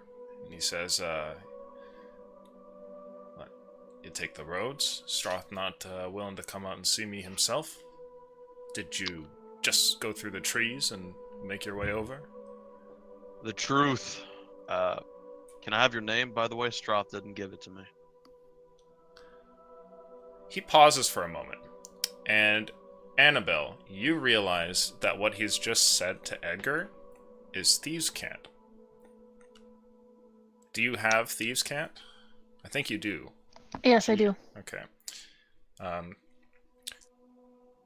You understand that what he asks you is, why did Stroth not come to see me? But Edgar, who doesn't seem to be any of the wiser, starts to talk about something else. I'm gonna I'll cut Edgar off very rudely. After, give me a second, I was trying to think of what I want to say. Why he didn't come to see him. Look, it's just a proposition. I myself thought that we could have taken them by ourselves. They're just wee little people. What are they going to do? Do you reply in Thieves' Cant or in Common? In Thieves' Cant. I'm visibly confused.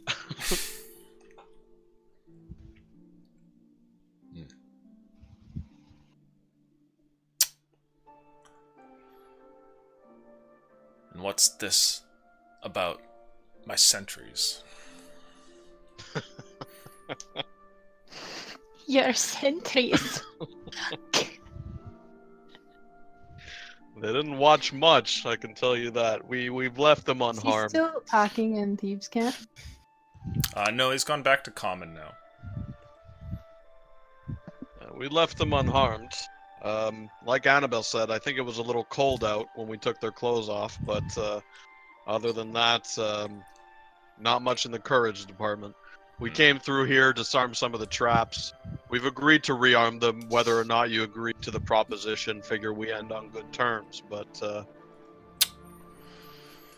So, you want me and my men to take care of this caravan for you.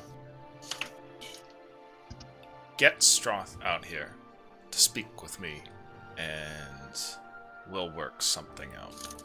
I don't want to talk to his minions any more than you want to deal with mine out there. sure. And I can understand that.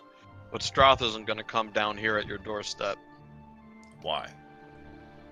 Why do you think? Look, we came across There's The no take of bad a- blood between Jackknife and the Tenwoods.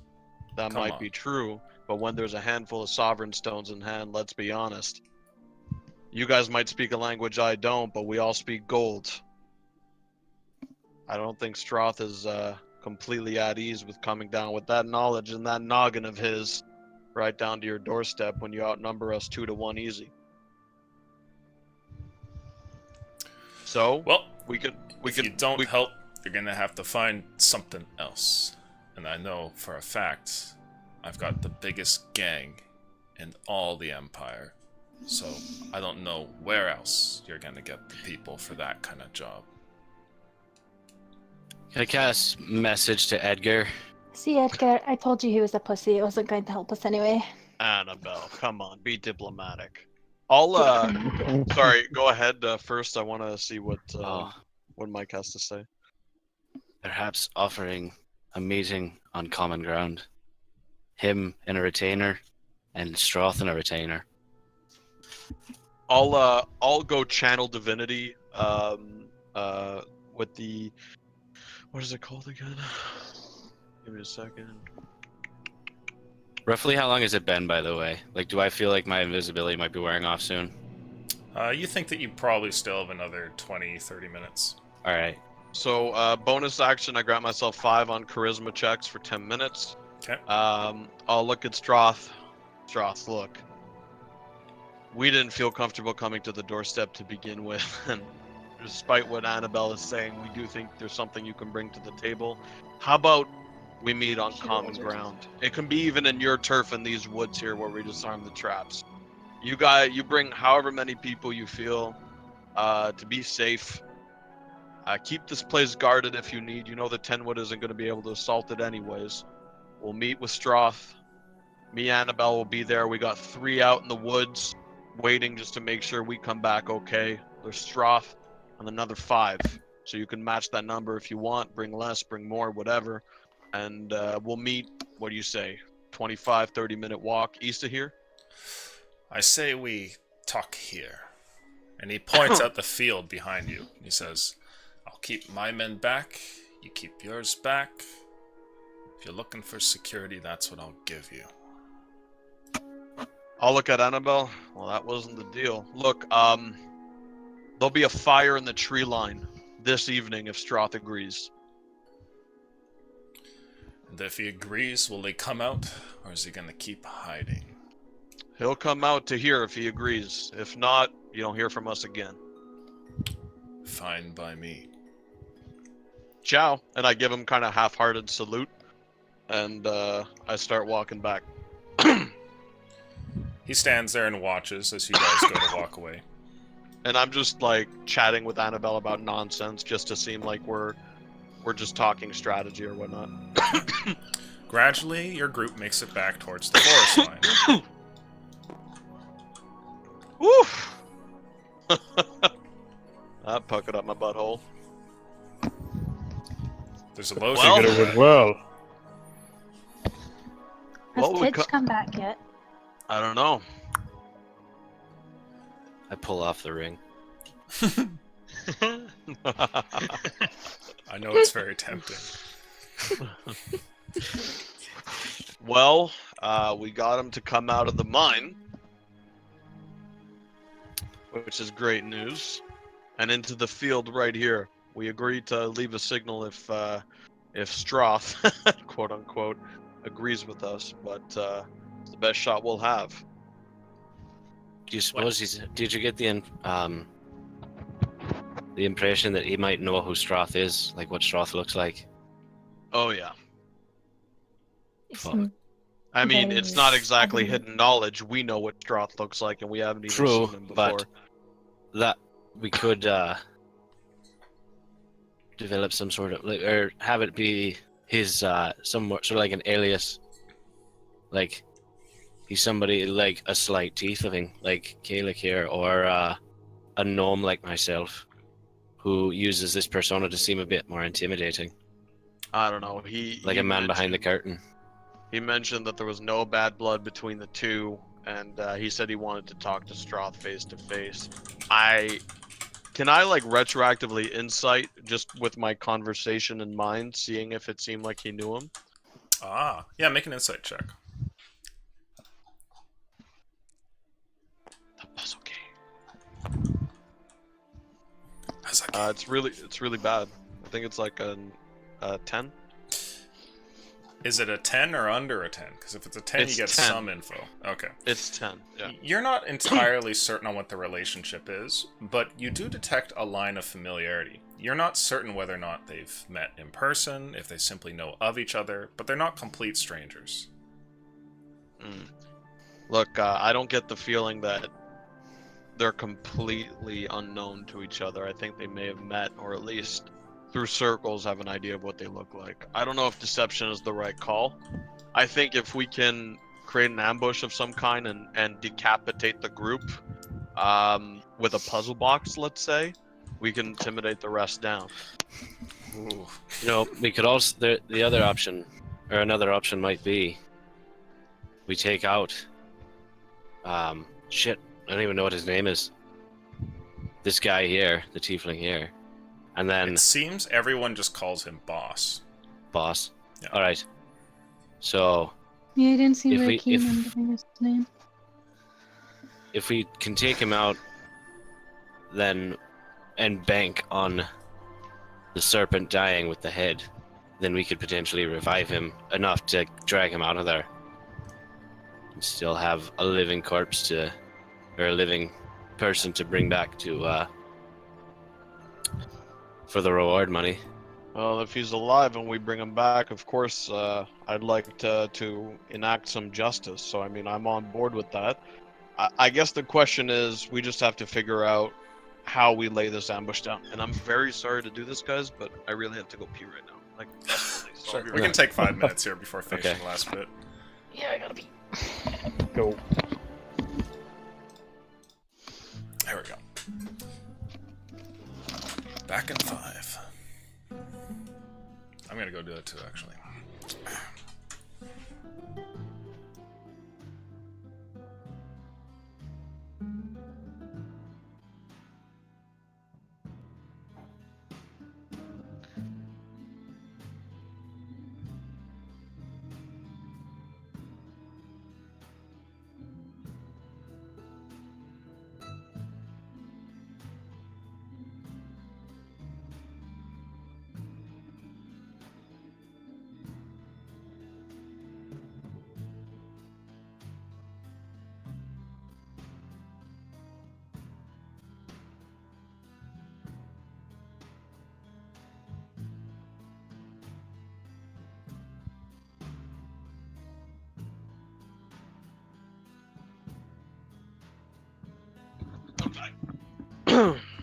Nice.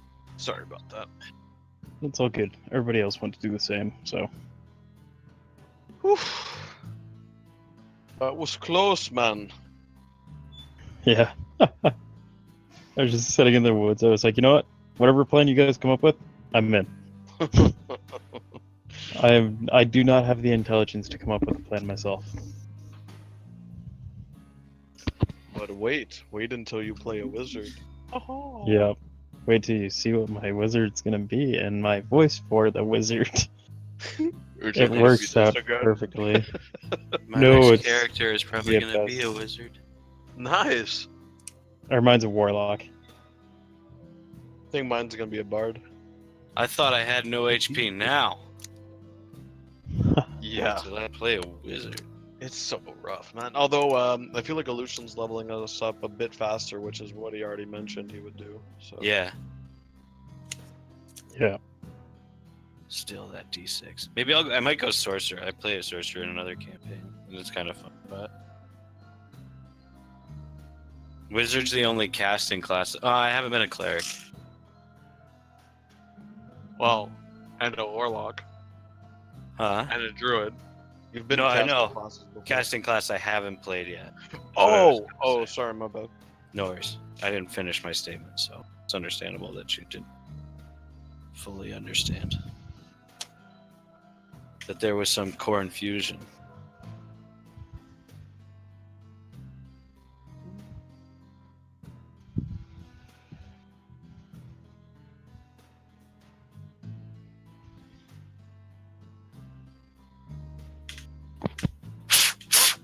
Ah, Sorry. that's so loud. Trying to clean out the USB port on my phone because there's like no plug for it.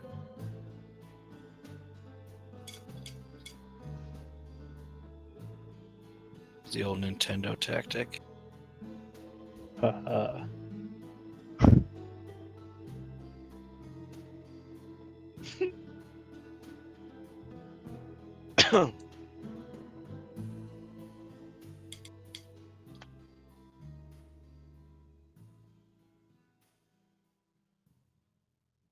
So the character I started drawing up though is like a half orc. He already is a half orc.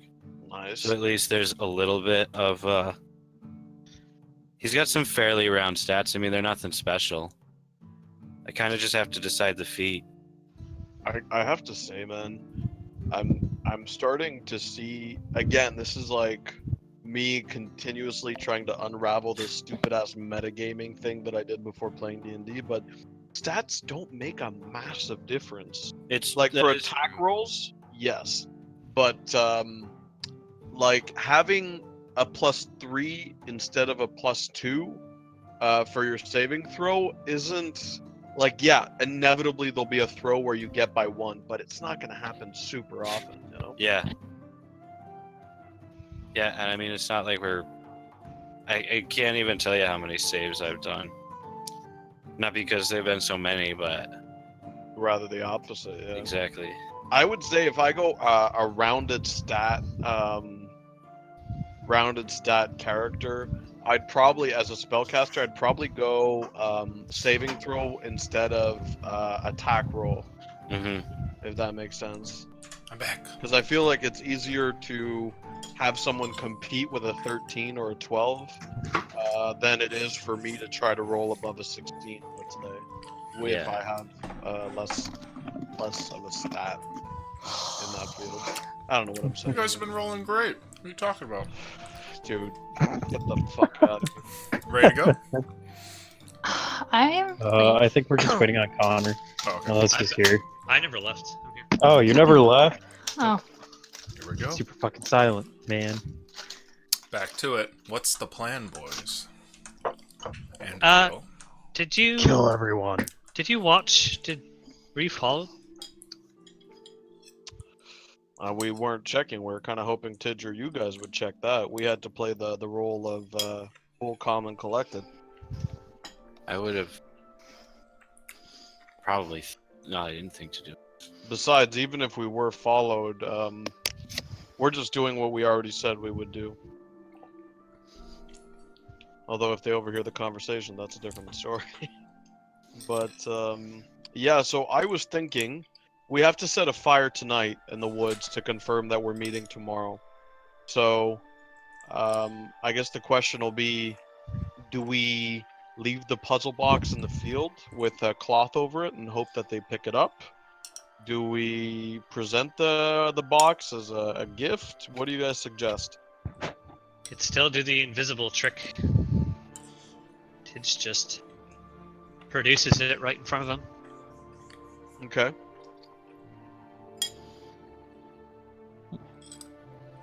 Yeah, definitely could. Perhaps wait until the camp goes to sleep, or most of them do. Of course, they might be a little on edge now. Here's the question. You have to be looking at it and touch it, right? To fall under its sort of spell, I guess.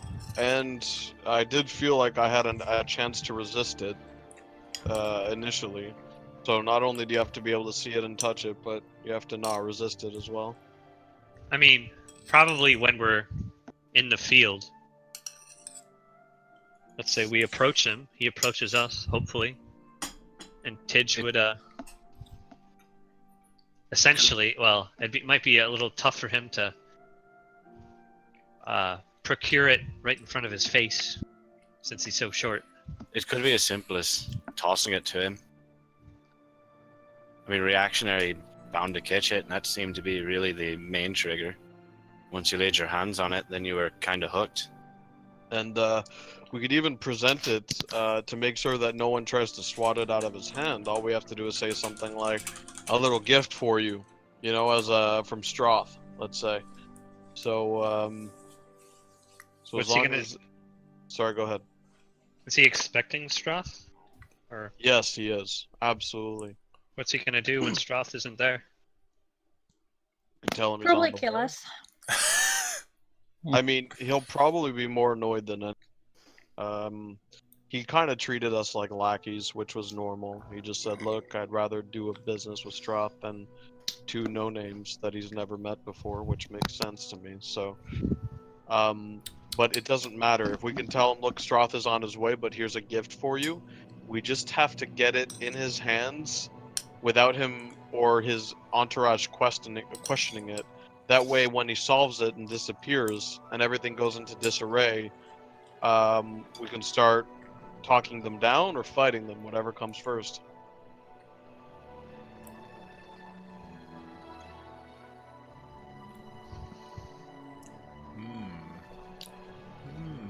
Whereabouts are we supposed to be meeting him? Right in the middle of the field, like right here. Right there. Like, This is the meeting ground. Beautiful, X. exceptional. How what I do. far from the forest is that? Like about 200 feet, I'd say, and then another 200 to the camp. We could also, when he doesn't see Stroth, what we could do to buy time is have Kalik shoot his gun in the air as a sign. I'd say we say, "All right, Stroth is on his way," and we could hand the puzzle box to this bandit in the meantime.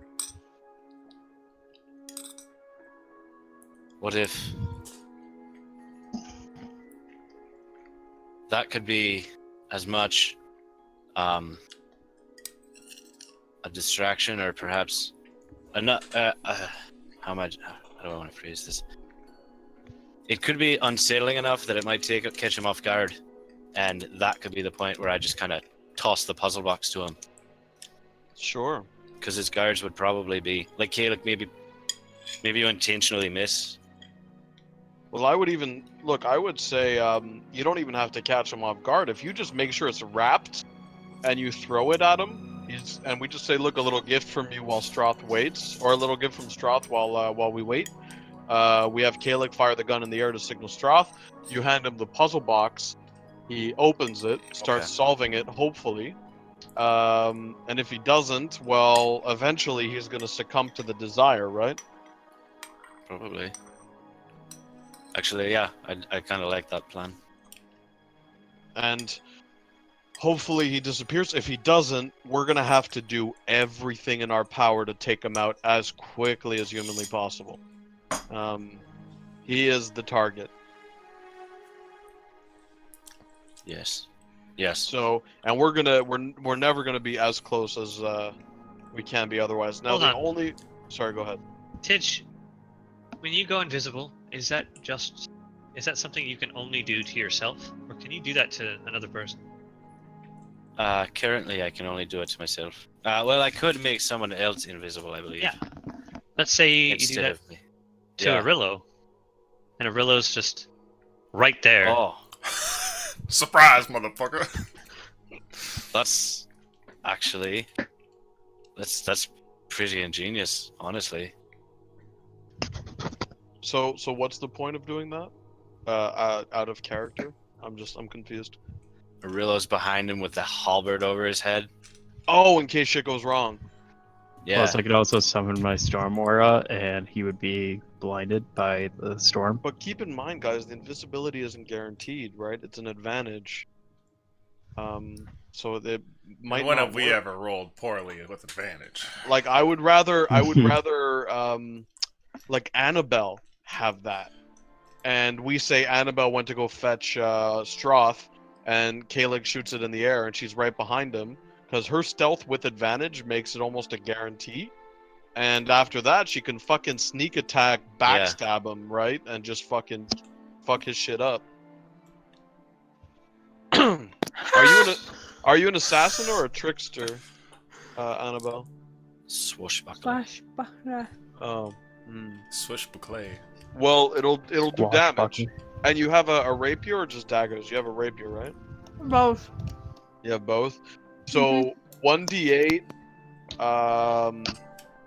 Is it an auto crit when you're invisible and you attack someone in the back, Aleutian? No, you just have advantage, so your crit chance is doubled. So we know that it's going to be a 1d8 plus a 2d6. I mean, it's a decent start. We have to assume this guy has like 50 HP though. Just doing a Edgar, quick, Edgar, Plus, what's you know, HP? half a dozen peeps. Come on, man, don't do that. just doing a quick number crunch here. Got a Getting 33.3 repeating success chance of survival. Nice. Let me just put the numbers on here real quick. Yes, back to character. Alright, so we have, let's say, Annabelle or Arillo behind him. We toss him the puzzle box as a gift, wrapped. He unwraps it and starts solving it. The group thinks no different, right? He's just a guy solving the box as part of the gift. He won't say anything, right? Because when you start solving it, you stay quiet. Hopefully he disappears, and we start, you know, the confusion is there. We can act confused as well. And if they start firing at us, well, they don't have a leader, and we can start intimidating the shit out of them. If things do go wrong, whoever's behind them does as much damage as possible. We take them out quickly, and hopefully we can intimidate the rest. Yeah? Now, if I take the first hit, by tomorrow morning, I'll have enough energy to reflect the damage back to him. So, if things go really wrong after that attack, if he decides to focus me, I can bait him into doing it. I could turn that damage right onto him, if that's possible. So, there's a couple of things we have up our sleeve, but we got him removed from the cavern, and I doubt he's going to be bringing everyone with him. So, True. And even if he does, that's quite a bit of ground they have to cover. yep, absolutely.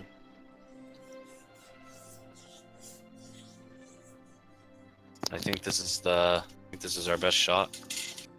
Well, Arillo, do you mind setting a fire clear of the tree line? I could do that. Just point to the direction. I'll Right there. put a fire. Alright. I'm gonna move into this spot, and I'm gonna start setting fires. Okay. Forest fires? Fires is in Maybe. plural. So you set a fire, sending off the signal, and now know that as long as the group is looking, that Stroth should be appearing for them. What do you guys do next? Well, we set the fire for the meeting for tomorrow morning, right? Oh, so you're gonna light the fire tomorrow. Okay, sorry. I thought I had communicated that if we light a fire tonight, we'll meet tomorrow, but maybe I didn't say that properly. Okay, we can say that you did. I thought you did. Okay. Okay. So you set off the fire, and then after that, what are you guys doing? I'm just chilling. I think we should sleep here. Okay. Right? We know we're gonna have a meeting.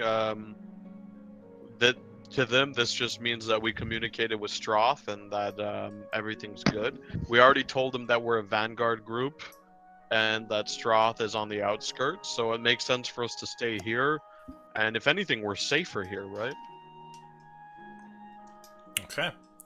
I'm thinking. I don't know. What do you guys think? I'm just talking here. I don't know. It's probably a bit of a stretch and honestly and ultimately useless, but it'd be pretty great if we could find some way to booby trap some of that camp. I don't see any way we could do it, and it's probably not even worth considering, but Not on 24 hours notice. no. I don't think. Yeah, I think that we just wait and hope for the best. Okay. You guys go to get a long rest. I'd like somebody who's feeling lucky to roll the luck die. Damn it. Damn it! He's Dang. gonna kill us in our sleep. Nice. Hey, You all wake up the next morning. Hooray! dead. An That's achievement good. of itself.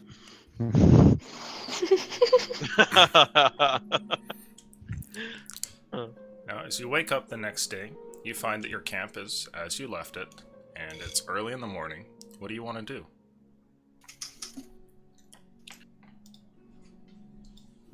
All right, Not guys. Who are we putting? I'm changing my invisibility on? spells, by the way. Okay. Actually, I should check to see if I want to do that too. Okay, let's see. I can have 3 spell slots. I have Bless, which I'm going to use for sure. Sanctuary, and Sleep. Shield of Faith, Thunder Smite.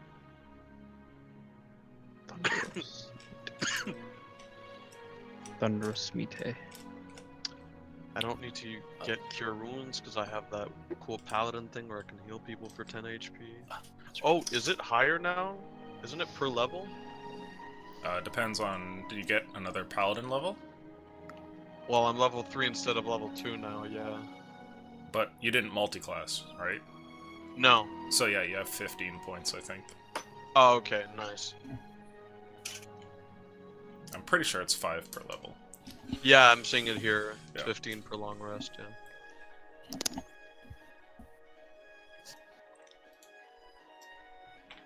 So, who are we gonna be, keeping as our ace up our sleeve here? Is it gonna be Annabelle or Arillo? I think Annabelle is probably the better choice. No offense, Rillo. I mean, That was ordered. never mind. And I think me, Arillo, Kalik with his gun are gonna do great at intimidating the people on a whole, especially when you have Annabelle who is criticizing penis sizes over there, backstab their leader if he's still around. If he's not, the moment he goes, I think we should talk about Annabelle who you hit next. And when the boss came out, Illusion, you said there was him and some other badass motherfuckers, right? He came with 4 people that looked like some heavy-duty, like, sadistic bastards. Were they all roguish looking? No, probably a little bit brawnier than the others. But they all had like leather armor. None of them were heavy. Yeah, the most you saw, one of them had hide on him.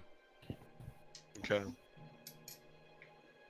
So I guess Annabelle, if he gets into that puzzle box, we're gonna hope that those big guys go next, right? And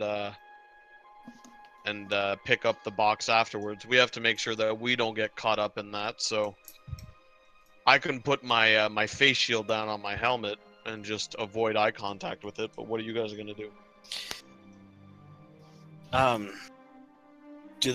Do I think that, or do I know enough about puzzle boxes to know whether or not it's just like touching or grabbing it that makes it trigger, or if sight's important too? No, you don't. You're unaware.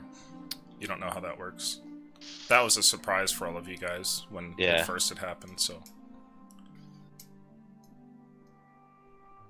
That's why, like, I think I know the answer out of character, but in character, Edgar's just assuming that it's some devil witch woman that will possess him from far away. Okay. Well, what are your solutions, guys, to avoid getting caught up in this? As it's just as effective against us as it is them. Right, so what if I closed my eyes? You know. Look, I don't know. I mean, like I said, I was the first one in there. That's the first I've ever dealt with him, so I don't know what Because- happened otherwise. Maybe because we Oh, they know will- it's coming, we Did can it- prepare ourselves and resist it, or attempt to resist it. Maybe Right. they won't. It seemed like as soon as you grabbed it, that was I feel the. like the trigger was the touch. That is true. I didn't want to grab it. I grabbed it because I wanted to get Tidge. And I wanted to get Kalik. I didn't grab it just because I saw it and I wanted it. From what I can remember, the moment I touched it, things just kind of got muddled up. So Annie, you're gonna have to take it out of its shroud, essentially, still holding it. Make sure he touches it. Well, do we need to have Annie give it to him while she's invisible, or can we just say it's well- a gift and give it to him very openly with the shroud over You it? have more of a guarantee of him touching it if she is right next to him. Just invisibly plop it in his hand. Okay. She touches it with the shroud side, and Mhm. then places the bear side right into his hand. Interesting. Mhm. Huh. And he wouldn't be mentally prepared to resist that, I think. Or Yep. at least we would catch him off guard. I like that a lot more than... Because you're right, he can just say, put it to the side, Yeah, and then there's we're screwed. there's no motivation for him to take this gift. Huh. Now, Okay. off towards the camp, you guys can see that early morning with the bandits seems to be a bit of an ordeal. There's a whole bunch of people kind of crawling around, getting out of their little tents and things like that, and gathering themselves for the day. You see people like showering under pails of water, and other people kind of sharpening their weapons with whetstones and all. But you also see what looks like the leader who's standing there with the others, and he occasionally glances towards the field, like he's waiting for this thing to happen. Alright, guys. Well, do you want to cast this on... What happens if he doesn't come out without Stroth?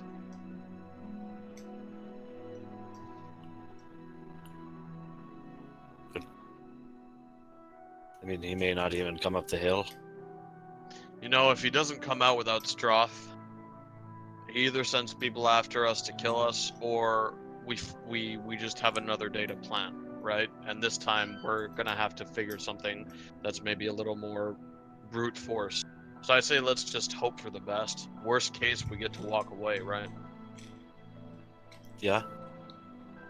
Might have to dodge a couple of crossbow bolts or something, but Maybe. they've got All right. something. They still have ground to cover. Well, let's get Annabelle ready for this. Annabelle, if this is all up to you, puzzle box and backstab and all. So best of luck to you.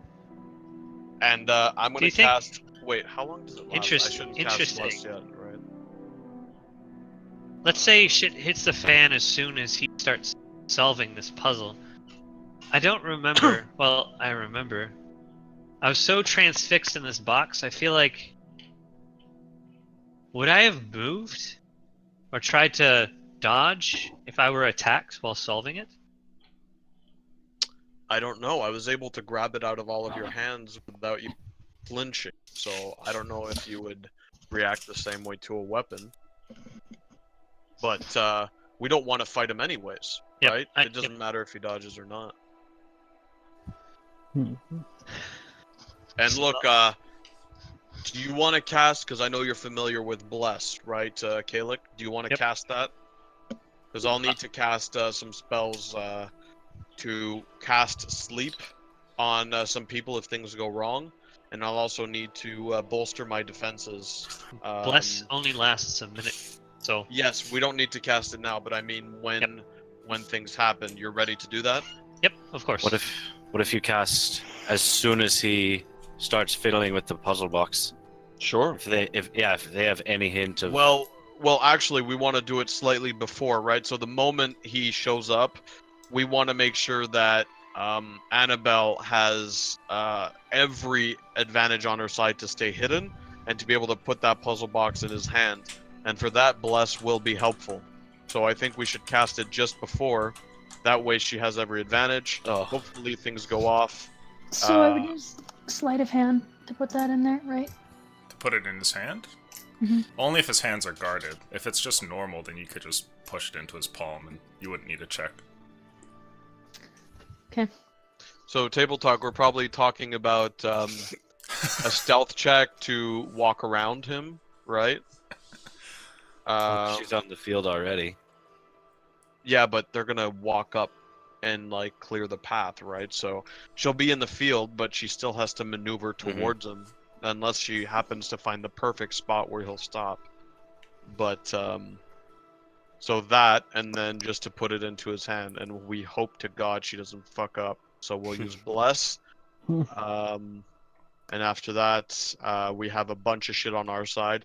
Worst case, things hit the fan, sleep goes off, bless goes off beforehand, so we already have better things on our attack roll. I prepare to dodge. We're not completely fucked. Okay. So, Tid, you're gonna cast Invis on Annabelle then? Yeah. Okay. Annie, make sure you stay within 30 feet, otherwise I can't. Wait. I can't even cast it on her if I can't see her. I won't be able to target her. Oh, yeah. It's true. Well. Let this survive on just the advantage. Sorry. That's okay. Do you turn her invisible before or after handing her the puzzle box? I will hand it to her right now. Okay. When you reach into your backpack to grab the puzzle box, you grab a hold of the cloth and find that a small object that is completely foreign to you is in its place. What? Great. I pull it out. Your hand easily goes around it. It's much smaller, and you see like a very sort of oh fuck look on Calyx's face as he pulls out this bundle of cloth, but his hand is wrapped around the object. It's no way that it's the box. Guys, I swear I had the box here. I open it up. Sure. You pull back the cloth, revealing what looks to be a marble mouse in your hand. It's like a little figurine of a mouse that's made in some sort of whitish stone. Son of a fucking bitch. I don't know how that got there. We'll end the session there. Ugh. Oh. Oh We just shit! got kicked. We just Fuck! got All that planning. Guys, I think we spent an actual hour planning. Alicia's like, haha, motherfuckers. Fuck you! I'm thinking a few things right now. Fuck you! Oh, that was such a good idea.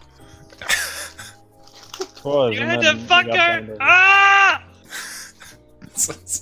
No!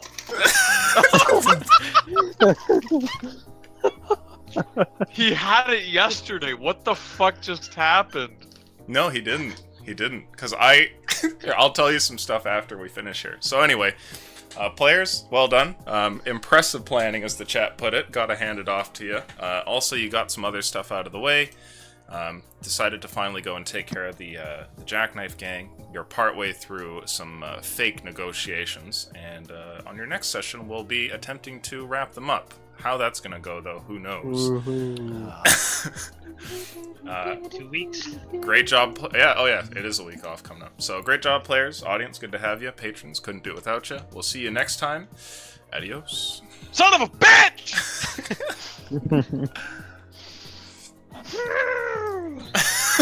Yeah, but I thought I gave him the puzzle box yesterday. No, he's had it on him, and I've had him do multiple perception checks throughout your journey, and he's rolled garbage on everyone. So he just never noticed that the thing changed in his backpack. No. Oh, I'm so sad. So And the I had earliest no you could have reason. noticed was when you traveled like 4 hours out of town, then napped. That's when it left you. Yep. Son of a bitch. That fucking sucks. Well, you don't even know what this thing is that you have. As soon as we start up the It's session, not a puzzle box. That's all I care about. I'm casting Identify right